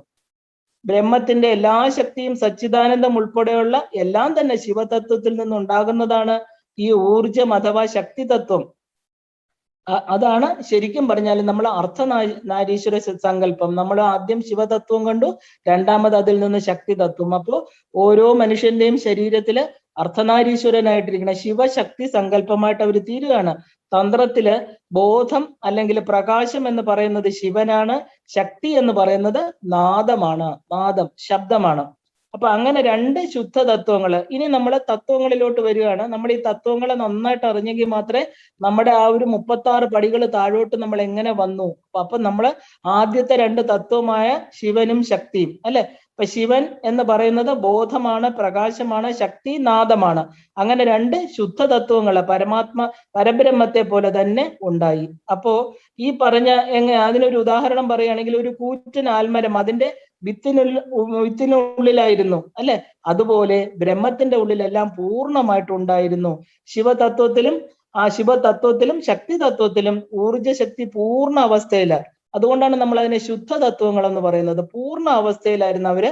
അതുകൊണ്ട് സ്ഫോടനം സംഭവിച്ചപ്പോ എന്താ ആദ്യം ഉണ്ടായത്? എന്താ? സ്ത്രീലിംഗം എന്ന് പറയുന്ന സ്ത്രീ തത്വവും പുരുഷൻ എന്ന പുല്ലിംഗവും ഉണ്ടായി. അപ്പൊ ഈ പ്രപഞ്ചത്തിലെല്ലാം തന്നെ എന്താണ്? രണ്ട് ലിംഗങ്ങളിൽ വന്നിരിക്കുകയാണ്, സ്ത്രീയും പുരുഷനും അല്ലെ. അപ്പൊ നമുക്ക് ഇതുവരെ ഉണ്ടായ എല്ലാത്തിന്റെയും മാതാപിതാ സ്ഥാനം, അച്ഛൻ അമ്മയുടെ സ്ഥാനമാണ് ഈ ശിവതത്വത്തിനും ശക്തി തത്വത്തിനും. ഇതിൽ നിന്നാണ് ഈ പ്രപഞ്ചം മുഴുവനും ഉണ്ടാവുന്നത്. ഈ രണ്ട് തത്വങ്ങളും പൂർണ്ണവും ബ്രഹ്മത്തിന്റെ എല്ലാ ഭാവത്തോടു കൂടിയതുമായതുകൊണ്ട് അദൃശ്യവുമാണ്, കാണാൻ പറ്റില്ല. നമ്മൾക്ക് രൂപമില്ലാത്തതിനെ ചിന്തിക്കാൻ പറ്റാത്തത് കൊണ്ട് ശിവൻ എന്ന പുരുഷനെ നമ്മൾ എന്ത് ചെയ്യുന്നു? പ്രതിഷ്ഠിക്കുന്നു. പല നാമരൂപങ്ങൾ കൊടുത്ത് ശിവന് പ്രതിഷ്ഠ ഉണ്ടാക്കുന്നു. സ്ത്രീ എന്നുള്ള ശക്തിക്ക് പരാശക്തി എന്ന് പറയുന്ന സ്ത്രീ രൂപം കൊടുത്ത് പ്രതിഷ്ഠിക്കുന്നു. ആക്ച്വലി അവർക്ക് രൂപമുണ്ടോ? ഇല്ല. നമ്മൾ എന്തിനാ? നമ്മുടെ ബുദ്ധിക്ക് വേണ്ടി. മനുഷ്യർക്ക് മനുഷ്യരായിട്ട് മാത്രമേ കാണാൻ പറ്റൂ. ഒരു മീനിന് ഒരു വലിയ മീനായിട്ട് കാണാം, ഒരു പുലിക്ക് വലിയ പുലി. എന്താണോ നമ്മള് അതിന്റെ ഒരു നമ്മളെക്കാളും ഒരു അപരിമേയമായിരിക്കുന്ന ശക്തിയോടുകൂടി മാത്രമേ കാണാൻ പറ്റൂ. അതുകൊണ്ട് നമ്മൾ ശിവൻ എന്ത് ചെയ്തു? ഒരു പുരുഷന്റെ രൂപം കൊടുത്ത് പ്രതിഷ്ഠിച്ചു. ആ ശക്തിക്ക് സ്ത്രീയുടെ രൂപവും കൊടുത്തു. ഈ ശക്തി പ്രതിഷ്ഠകളെല്ലാം ഇങ്ങനെയാണ് വന്നത്. ശിവന്റെ പേര്, അതായത് പല പേരുകളിലൂടെ നമ്മൾ ആരാധിക്കുന്നു. ശക്തിക്ക് പല വിവിധ നാമരൂപങ്ങൾ കൊടുത്തു, ശിവൻ അതുപോലെ പല നാമരൂപങ്ങൾ കൊടുത്തു. അപ്പൊ ബ്രഹ്മം എന്നത് ശരിക്കും പറഞ്ഞാല് ഒരു തത്വമല്ല, അത് തന്റെ ഊർജത്തെ, ശക്തിയെ ഉപയോഗിച്ച് തത്വങ്ങളെ സൃഷ്ടിക്കുകയാണ് ചെയ്യുന്നത്. അപ്പൊ പ്രധാന ഘടകം എന്ന് പറയുന്നത് ശക്തി അഥവാ ഊർജമാണ്. ഈ 36 നിർമ്മാണ ബ്ലോക്കുകൾ ഉപയോഗിച്ചിട്ടാണ് സൃഷ്ടി നടത്തുന്നത്. എങ്ങനെയാണ് സൃഷ്ടി എന്ന് ചോദിച്ചാൽ 36 ബ്ലോക്കുകളുണ്ട്. 36 കാര്യങ്ങളിലൂടെയാണ് നടത്തുന്നത്. ബ്രഹ്മന്റെ ശക്തിയാണ് ഈ എല്ലാ കാര്യങ്ങളും ചെയ്യുന്നത്. ഇപ്പൊ 36 ബിൽഡിംഗ് ബ്ലോക്സ് അല്ലെ, അതിനെയാണ് നമ്മൾ ഇനി അറിയാൻ പോകുന്നത്. കാരണം ഈ 36 തത്വങ്ങൾ ഉപയോഗിച്ചിട്ട് ഈ പ്രപഞ്ചത്തെ ഉണ്ടാക്കിയിരിക്കണം. നമുക്കതിനെ 3 വിഭാഗമായിട്ട് തിരിക്കാം. ഒന്ന് ശുദ്ധ തത്വങ്ങള് 5, ശുദ്ധാശുദ്ധ തത്വങ്ങൾ 7, അശുദ്ധ തത്വങ്ങൾ 24. ആദ്യത്തെ 5 ബ്രഹ്മത്തെ പോലെ പൂർണ്ണമായിരിക്കുന്ന ശുദ്ധ തത്വങ്ങള്, രണ്ടാമത്തത് ശുദ്ധവും അശുദ്ധവും ചേർന്നത്, മൂന്നാമത്തത് 24 പൂർണ്ണമായ അശുദ്ധ തത്വങ്ങള്. അപ്പൊ എന്താണ് ഈ ഒരു ശുദ്ധം അശുദ്ധം? നമുക്കതൊന്ന് നോക്കണം. ആദ്യത്തെ 5 ശുദ്ധ തത്വങ്ങള് ബ്രഹ്മത്തിന്റെ എല്ലാ ശക്തികളും ഉണ്ടായിരിക്കും. അതിനെ നമ്മൾ ചുരുക്കി പറയുന്നത് സത്ത ചിത്ത ആനന്ദം. അപ്പൊ സച്ചിദാനന്ദം എന്നാണ് അതിന് പറയുന്നത്. അത് പൂർണ്ണ അശുദ്ധ തത്വത്തിൽ നിന്ന് ബ്രഹ്മത്തിന്റെ ഈ പറഞ്ഞ എന്താ പറയാ ആ ഒരു 5 ശുദ്ധങ്ങളും ചേർന്നതാണ്. ബ്രഹ്മത്തിന്റെ എല്ലാ ക്വാളിറ്റീസും പൂർണ്ണമായിട്ടുള്ള 5 തത്വങ്ങളാണ്. അപ്പൊ അതായത് ബ്രഹ്മത്തിന്റെ മുഴുവനും പൂർണ്ണമായിട്ട് അതിൽ നിന്ന് ഒന്നും ചോർന്നു പോയിട്ടില്ല, മായാതത്വങ്ങൾ ഒന്നും വന്നിട്ടില്ല, പൂർണ്ണമായിരിക്കുന്നുണ്ട്. നമ്മൾ ഈ 5 എണ്ണത്തിനെ ആ ശുദ്ധ തത്വങ്ങൾ എന്ന് പറയണു. ഇനി നമുക്ക് രണ്ടാമത് വരുന്നത് 7 ശുദ്ധ അശുദ്ധ തത്വങ്ങളാണ്. ബ്രഹ്മത്തിന്റെ ഏതെങ്കിലും ചില ശക്തികൾ ഉണ്ടാകാം, എങ്കിലും എല്ലാ ശക്തികളും ഇതിൽ പൂർണ്ണമായിട്ട് ഉണ്ടാവില്ല. അതുകൊണ്ടാണ് അതിനെ ശുദ്ധ അശുദ്ധം എന്ന് പറയുന്നത്. ഇനി അപ്പോ ഈ രണ്ടാമത്തത് എത്ര എണ്ണമാണ്? 7 എണ്ണം. ഇനി മൂന്നാമത്തത് ഭൗതിക പ്രപഞ്ചത്തിൽപ്പെട്ട നമ്മളെല്ലാവരും തന്നെ 24 അശുദ്ധ തത്വങ്ങൾ കൊണ്ടുണ്ടാക്കിയിരിക്കുന്നവരാണ്. അപ്പോ മൂന്നാമത്തെ തലം എന്താണ്? 24 അശുദ്ധ തത്വങ്ങൾ. അപ്പൊ അതിനാൽ കെട്ടപ്പെട്ട് നിൽക്കുകയാണ് നമ്മൾ. ശക്തി അഥവാ എനർജി ഉപയോഗിച്ചാണ് ഇതെല്ലാം ഉണ്ടാകുന്നത്. ഇതിന്റെ പ്രഭവ സ്ഥാനത്തെ അറിഞ്ഞാൽ നമുക്ക് റിവേഴ്സ് ചെയ്യാൻ സാധിക്കും. അപ്പൊ ആൽക്കമി എന്നുള്ള വാക്ക് നമ്മൾ കേട്ടിട്ടുണ്ട് ഇല്ലേ? ആൽക്കമിസ്റ്റ് എന്ന് പറയുന്ന വളരെ പ്രസിദ്ധമായിട്ടുള്ള നോവലുണ്ട്. അത് വളരെ ഒരു സ്പിരിച്വലി ബേസ്ഡ് കഥയാണ്. ആൽക്കമി എന്ന വാക്ക് ഈ റിവേഴ്സ് പ്രോഗ്രാമിംഗ്, ഇതിന്റെ ശാസ്ത്രമാണ് ആൽക്കമി. അടിസ്ഥാന ലോഹങ്ങളെ സ്വർണമാക്കി മാറ്റുന്നതല്ല ശരിക്കും പറഞ്ഞ ആൽക്കമി. മനുഷ്യന്റെ ഒരു താഴ്ന്ന തലത്തിൽ നിന്ന് ഉയർന്ന തലത്തിലേക്കുള്ള പരിവർത്തനം, ഇതിനെയാണ് നമ്മൾ ആൽക്കമി എന്ന് പറയുന്നത്. ശരിക്കും ആ ഒരു ഉദ്ദേശം ഈ ഒരു തത്വത്തെയാണ് കാണിക്കുന്നത്. ഇപ്പൊ നിലവിൽ നമ്മൾ കണ്ടു 24 അശുദ്ധ തത്വങ്ങളെ കൊണ്ട് നിർമ്മിക്കപ്പെട്ടിരിക്കുന്ന നമ്മൾ ഓരോരുത്തരും ഈ പ്രപഞ്ച വസ്തുക്കളും. അതുകൊണ്ടാണ് നമുക്ക് ബ്രഹ്മബോധം ഉണ്ടായിട്ടും അതിന്റെ ശക്തി അനുഭവിക്കാൻ പറ്റാത്തത്. കാരണം ഈ അശുദ്ധ തത്വങ്ങളെ കൊണ്ടാണ് ഉണ്ടാക്കിയിരിക്കുന്നത്. ഇപ്പൊ നമ്മൾ ഓരോരുത്തരും ശിവബോധമാണ്. അത് വികസിക്കുമ്പോൾ നമ്മളിൽ തന്നെയുള്ള ഉയർന്ന പതിപ്പുകളിലേക്ക് പരിവർത്തനം ചെയ്യപ്പെടും. നമുക്ക് ഈ ശിവബോധം നമ്മൾ അറിയാതെ പോകുന്നു. അതാണ് സത്യം. അപ്പൊ ഈ സച്ചിദാനന്ദ ബോധത്തെ, ഈ ശരീരത്തിൽ തന്നെ സച്ചിദാനന്ദ ബോധത്തെ അറിയുവാനും നമുക്ക് കഴിയും. അപ്പൊ തന്ത്രം പറയുന്ന തത്വങ്ങളുടെ പരിവർത്തനത്തിലൂടെയാണ് ബോധവികാസം സംഭവിക്കുന്നത്. ഇതാണ് തന്ത്രശാസ്ത്രത്തിന്റെ ഏറ്റവും നിഗൂഢമായിരിക്കുന്ന രഹസ്യം. എന്താണ്? ഈ തത്വങ്ങളുടെ പരിവർത്തനത്തിലൂടെ ബോധവികാസം ഉണ്ടാക്കാം. എങ്ങനെയാണ്? പാല് വെണ്ണയാകുന്ന പോലെ ശക്തി കൊണ്ടാണ് നമുക്ക് തത്വങ്ങൾ ഉണ്ടാകുന്നതെന്ന് കണ്ടു. അപ്പൊ അതേ ശക്തി ഉപയോഗിച്ചിട്ട് വേണം നമുക്ക് ആ അവബോധം വികസിപ്പിക്കാനും. അപ്പൊ ഇനി നമുക്ക് ഈ തത്വങ്ങൾ എന്താണ്? തത്വം എന്നാല് പ്രിൻസിപ്പിൾസ് അല്ലെ? തത്വങ്ങളെ നമുക്ക് പ്രപഞ്ച നിർമ്മാണത്തിന്റെ ഒരു ബിൽഡിംഗ് ബ്ലോക്സ് ആണെന്ന് ആയിട്ട് നമ്മൾ എടുക്കുകയാണെങ്കിൽ തന്ത്രത്തില് 36 തത്വങ്ങൾ ഉണ്ടെന്ന് കണ്ടു. അവയെല്ലാം തന്നെ നമുക്ക് കാണാനോ തൊടാനോ മണക്കാനോ പറ്റാത്തതാണ്. ഇവിടെ എല്ലാം ഒന്ന് മറ്റൊന്നിനോട് ചേർന്നോ വിഘടിച്ചോ 2ഓ 3ഓ തത്വങ്ങൾ ചേർന്നോ ഉണ്ടാകുന്നതാണ്. അപ്പൊ എല്ലാ തത്വങ്ങളുടെയും ഉത്ഭവസ്ഥാനം ഏതാണെന്ന് ചോദിച്ചാൽ പരബ്രഹ്മത്തിന്റെ ശക്തിയിൽ നിന്നാണ്. ഇപ്പൊ പ്രപഞ്ച നിർമ്മാണത്തിന്റെ ഇഷ്ടിക, അതായത് അതിന് ഇഷ്ടികയും കുമ്മായവും ഒക്കെയാണ് ഈ തത്വങ്ങൾ. അപ്പൊ ശക്തിയാകുന്ന ഏക ഉറവിടത്തിന്റെ വികാസമാണ് സൃഷ്ടി. ഇവിടെയുള്ള തത്വങ്ങളുമായിട്ട് പല തരത്തിൽ ചേർന്നിട്ടാണ് വൈവിധ്യമുള്ള ഈ പ്രപഞ്ചം ഉണ്ടാകുന്നത്. വികസിക്കുന്ന പോലെ തന്നെ ശക്തിക്ക് ചുരുങ്ങാനും സാധിക്കും. അപ്പൊ ഉദ്ഭവസ്ഥാനത്തേക്കുള്ള മടക്കം, അതിനെയാണ് നമ്മൾ നിവൃത്തി എന്ന് പറയുന്നത്. സൃഷ്ടി എന്ന് പറഞ്ഞത് പ്രവൃത്തി. അപ്പൊ പ്രവൃത്തിയും നിവൃത്തിയും ഇത് മനുഷ്യനുണ്ട്, പ്രപഞ്ചത്തിലും ഉണ്ട്. ഇതിനെയാണ് നമ്മൾ വികാസം സങ്കോചം എന്ന് നമ്മുടെ പറയുന്നത്. അത് നമുക്ക് ഒരു ഉദാഹരണം എടുത്തു നോക്കണമെങ്കിൽ നമ്മൾ ഡെയിലി നമ്മളെ തന്നെ എടുത്താൽ മതി. വികാസവും സങ്കോചം എന്താണ്? നമ്മുടെ ശ്വാസ പ്രക്രിയ അല്ലെ? അകത്തേക്ക് എടുക്കുന്നു, വികസിക്കുന്നു, പുറത്തേക്ക് വിടുന്നു, ചുരുങ്ങുന്നു. ഇത് തന്നെയാണ് പ്രപഞ്ചവും. അപ്പൊ അങ്ങനെ അപരിമേയവും അചിന്ത്യവും അദൃശ്യവുമായിരിക്കുന്ന ബ്രഹ്മം തന്റെ ശക്തിയിലൂടെ ദൃശ്യവും പരിമിതവുമായ നാമരൂപങ്ങളാകണു. അപ്പൊ എന്താണ്? ലിമിറ്റ്ലെസ് ലിമിറ്റായിട്ട് തീരുകയാണ്. അപരിമേയമായത് പരിമേയമാകുന്നു. അപ്പൊ ഈ ശുദ്ധ തത്വങ്ങൾ എന്നാല് ഏകമായിരിക്കുന്ന പരബ്രഹ്മം സൃഷ്ടിക്ക് വേണ്ടി ഉണ്ടാക്കിയ ആദ്യത്തെ 5 തത്വങ്ങളാണ് ആ ശുദ്ധ തത്വങ്ങൾ. അപ്പൊ ആദ്യം ശിവതത്വം, അതിൽ നിന്ന് ശക്തി തത്വം, ഇനി അതിൽ നിന്നാണ് ഓങ്കാരം, അതായത് ഓങ്കാരം എന്ന ബിന്ദു അഥവാ ന്യൂക്ലിയസ് ഉണ്ടാവുന്നത്. അപ്പൊ അപരബ്രഹ്മം രൂപപ്പെടാൻ എന്താ? ആദ്യത്തെ ബിന്ദുവിൽ, അതായത് അപരബ്രഹ്മനിൽ രൂപപ്പെട്ടു. ഈ ന്യൂക്ലിയസ് ഉണ്ടായത് എവിടെയാണ്? അപരബ്രഹ്മത്തിലാണ്, അല്ലാതെ മറ്റേ ബ്രഹ്മത്തിലല്ല. ഇതിനുള്ളില് ശിവതത്വവും ശക്തി തത്വവും മുഖാമുഖം നിന്നു ഈ ബിന്ദുവില്. നമ്മൾ ശ്രീചക്രത്തിൽ അർച്ചന ചെയ്യുന്ന എല്ലാം ബിന്ദുവിലാണ്. കാരണം അത് പുറത്തു വന്നിട്ടില്ല, മായയുടെ പരിധിയിൽ വന്നിട്ടില്ല. ആ ബിന്ദുവിനകത്ത് ശിവന്റെ അഭിമുഖമായിട്ട് ഉന്മുഖമായിട്ട് ശക്തി നിൽക്കുകയാണ്. രണ്ടുപേരും പക്ഷെ ഒന്നായി നിൽക്കുകയാണോ? ഇല്ല, രണ്ടായി കഴിഞ്ഞു. ശിവലിംഗവും സ്ത്രീലിംഗവും പുല്ലിംഗവും ഉണ്ടായി. ശിവനും ശക്തിയുമായിട്ട് മാറി. അതിനകത്ത് തന്നെ മുഖാമുഖം നിൽക്കുന്ന തലം. രണ്ടുപേർക്കും ഒരു ആകർഷണം സദാ ഉണ്ട്. ബിന്ദുവിന്റെ ആ ഒരു ആവരണമാണ് മായ.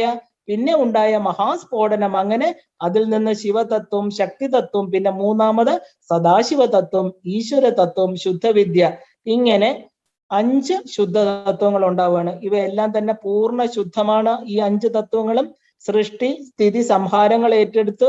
ഇതെല്ലാം ഈ പറഞ്ഞ 5 പ്രക്രിയകളിലൂടെ പ്രപഞ്ചം പ്രവർത്തനം തുടങ്ങി. അപ്പൊ തിരോധാനം, അനുഗ്രഹം അല്ലെ, അതായത് ഈശ്വരനും സദാശിവനുമായിട്ട് എടുത്തിട്ട് ഈ 5 തത്വങ്ങളെയാണ് നമ്മൾ ഈ ഈശ്വരന്മാരെന്ന് പറയുന്നത്. നമ്മൾ ഈശ്വര എന്ന് വിളിക്കുമ്പോൾ ആരാണ്? ഈ പരബ്രഹ്മത്തെ അല്ല വിളിക്കുന്നത്. കാരണം പരബ്രഹ്മത്തിൽ നമുക്ക് എത്തിച്ചേരാൻ പറ്റില്ല. നമ്മൾ ആരെയാ വിളിക്കുന്നത്? ഈ 5 ഈശ്വരന്മാരെ. ആരൊക്കെ 5 ഈശ്വരന്മാര്? ശിവൻ, ശക്തി, സദാശിവൻ, ആ ഒരു ശുദ്ധവിദ്യ, ഈശ്വരൻ. ഇങ്ങനെ 5 പേര്. ഈ 5 പേരും തത്വങ്ങളാൽ സൃഷ്ടിക്കപ്പെട്ടവരാണ്, മനുഷ്യരെ പോലെ തന്നെ. അതുകൊണ്ട് നമുക്ക് ശ്രമിച്ചാല് നമുക്ക് എവരിൽ എത്തിച്ചേരാൻ പറ്റും, എവരുമായിട്ട് സംവദിക്കാൻ പറ്റും, എവരുടെ അനുഭവങ്ങൾ ഉണ്ടാക്കാനും പറ്റും, അവരുമായിട്ട് ഒരു ബന്ധം സ്ഥാപിക്കാൻ പറ്റും. കാരണം മനുഷ്യന്റെ അതേ തലത്തിൽ, പക്ഷെ അവർ ശുദ്ധമാണെന്ന് മാത്രം. മനുഷ്യനും ആ തലത്തിലേക്ക് ഉയർന്നാല് ഇവരുമായിട്ട് ബന്ധം സ്ഥാപിക്കാൻ പറ്റും. ഇപ്പൊ തിരോധാനം, അനുഗ്രഹം, ഇതെല്ലാം കൃപയാണ്. ഇതിൽ ശിവൻ എന്നത് സത്ത, ചിത്ത, ആനന്ദമാണ്, എല്ലായ്പ്പോഴും നിലനിൽക്കുന്ന സർവാനന്ദമാണ്. അപ്പൊ ശക്തിയില് ക്രിയാശക്തി പ്രബലമാണ്. അപ്പൊ പ്രപഞ്ച സൃഷ്ടിയിലെ പ്രധാനപ്പെട്ടത് നമുക്കറിയാം എനർജിയാണ്. അതിനെയാണ് നമ്മൾ ശക്തി തത്വം എന്ന് പറയുന്നത്. ഇനിയുള്ള 3 ശുദ്ധ തത്വങ്ങൾ ഏറ്റവും ഉയർന്ന സദാശിവ തത്വമാണ്. ഇതിൽ ജ്ഞാനശക്തി, ക്രിയാശക്തിയും തികഞ്ഞ സന്തുലിതാവസ്ഥയിലാണ് ആ ഒരു സദാശിവന്റെ ഭാവം. സദാശിവൻ എന്ന് പറയുമ്പോ എന്താ? ആ ഒരു പലക, കിടക്ക, ദേവി ഇരിക്കുന്ന കിടക്ക. അപ്പൊ അതിന് ഈശ്വര കൃപ, അല്ലെങ്കിൽ അനുഗ്രഹ ശക്തിയാണെന്ന് നമുക്ക് പറയാം. ഈശ്വര തത്വത്തിലെ ക്രിയാശക്തിക്കാണ് പ്രബലം. അടുത്ത തത്വമാണ് ഈശ്വരൻ. ഈ 5 കാര്യങ്ങൾ, ശിവൻ, ശക്തി, സദാശിവൻ, ഈശ്വരൻ അല്ലെ, അശുദ്ധ വിദ്യ. അപ്പൊ ഇതിൽ ഈശ്വര തത്വത്തിലെ ക്രിയാശക്തിക്കാണ് പ്രബലമായിട്ട് നിൽക്കുന്നത്. അതിനാൽ കൃപ എന്ന കാര്യത്തിൽ എന്താ? ആ നമുക്ക് കിട്ടേണ്ട കൃപ മറച്ചു വെക്കൽ, അതായത് തിരോധാനം, അതാണ് ചെയ്യുന്നത്. അപ്പൊ ശുദ്ധവിദ്യാ തത്വത്തില് ജ്ഞാനശക്തി പ്രബലമാണ്. അതിനാൽ സൃഷ്ടിസ്ഥിതി സംഹാരം എല്ലാം മേൽനോട്ടം വഹിക്കുന്നത് ആരാണ്? ശുദ്ധവിദ്യ. അപ്പൊ ഇതാണ് ബ്രഹ്മവും ഈശ്വരനും തമ്മിലുള്ള വ്യത്യാസം. ഇതുകൊണ്ടാണ് നമ്മൾ എന്താ പറയാ, ബ്രഹ്മം എന്ന് പറയുന്ന ആ പരാസംവിത്തിനെ നമുക്ക് പ്രാപിക്കണമെങ്കിൽ എന്താ പറയാ, ഈ ശരീരം ഒന്നും കൊണ്ട് പറ്റില്ല. ശരീര, വാക്, മനോ, ഇന്ദ്രിയങ്ങൾക്ക് അപ്പുറത്താണ് നമ്മൾ ഈശ്വര എന്ന് വിളിക്കുന്നത്. ഈ 5 തത്വങ്ങളെ, ഈ ശുദ്ധവിദ്യ 5 പേരെയാണ് നമ്മൾ ഈശ്വരൻ എന്ന് പറയുന്നത്. അപ്പൊ ബ്രഹ്മത്തെയാണ് എന്താ പറയുന്ന ഈശ്വരൻ എന്ന് നമ്മൾ പറയുന്നത് അജ്ഞത കൊണ്ടാണ്. ബ്രഹ്മം അനാദിയാണ്.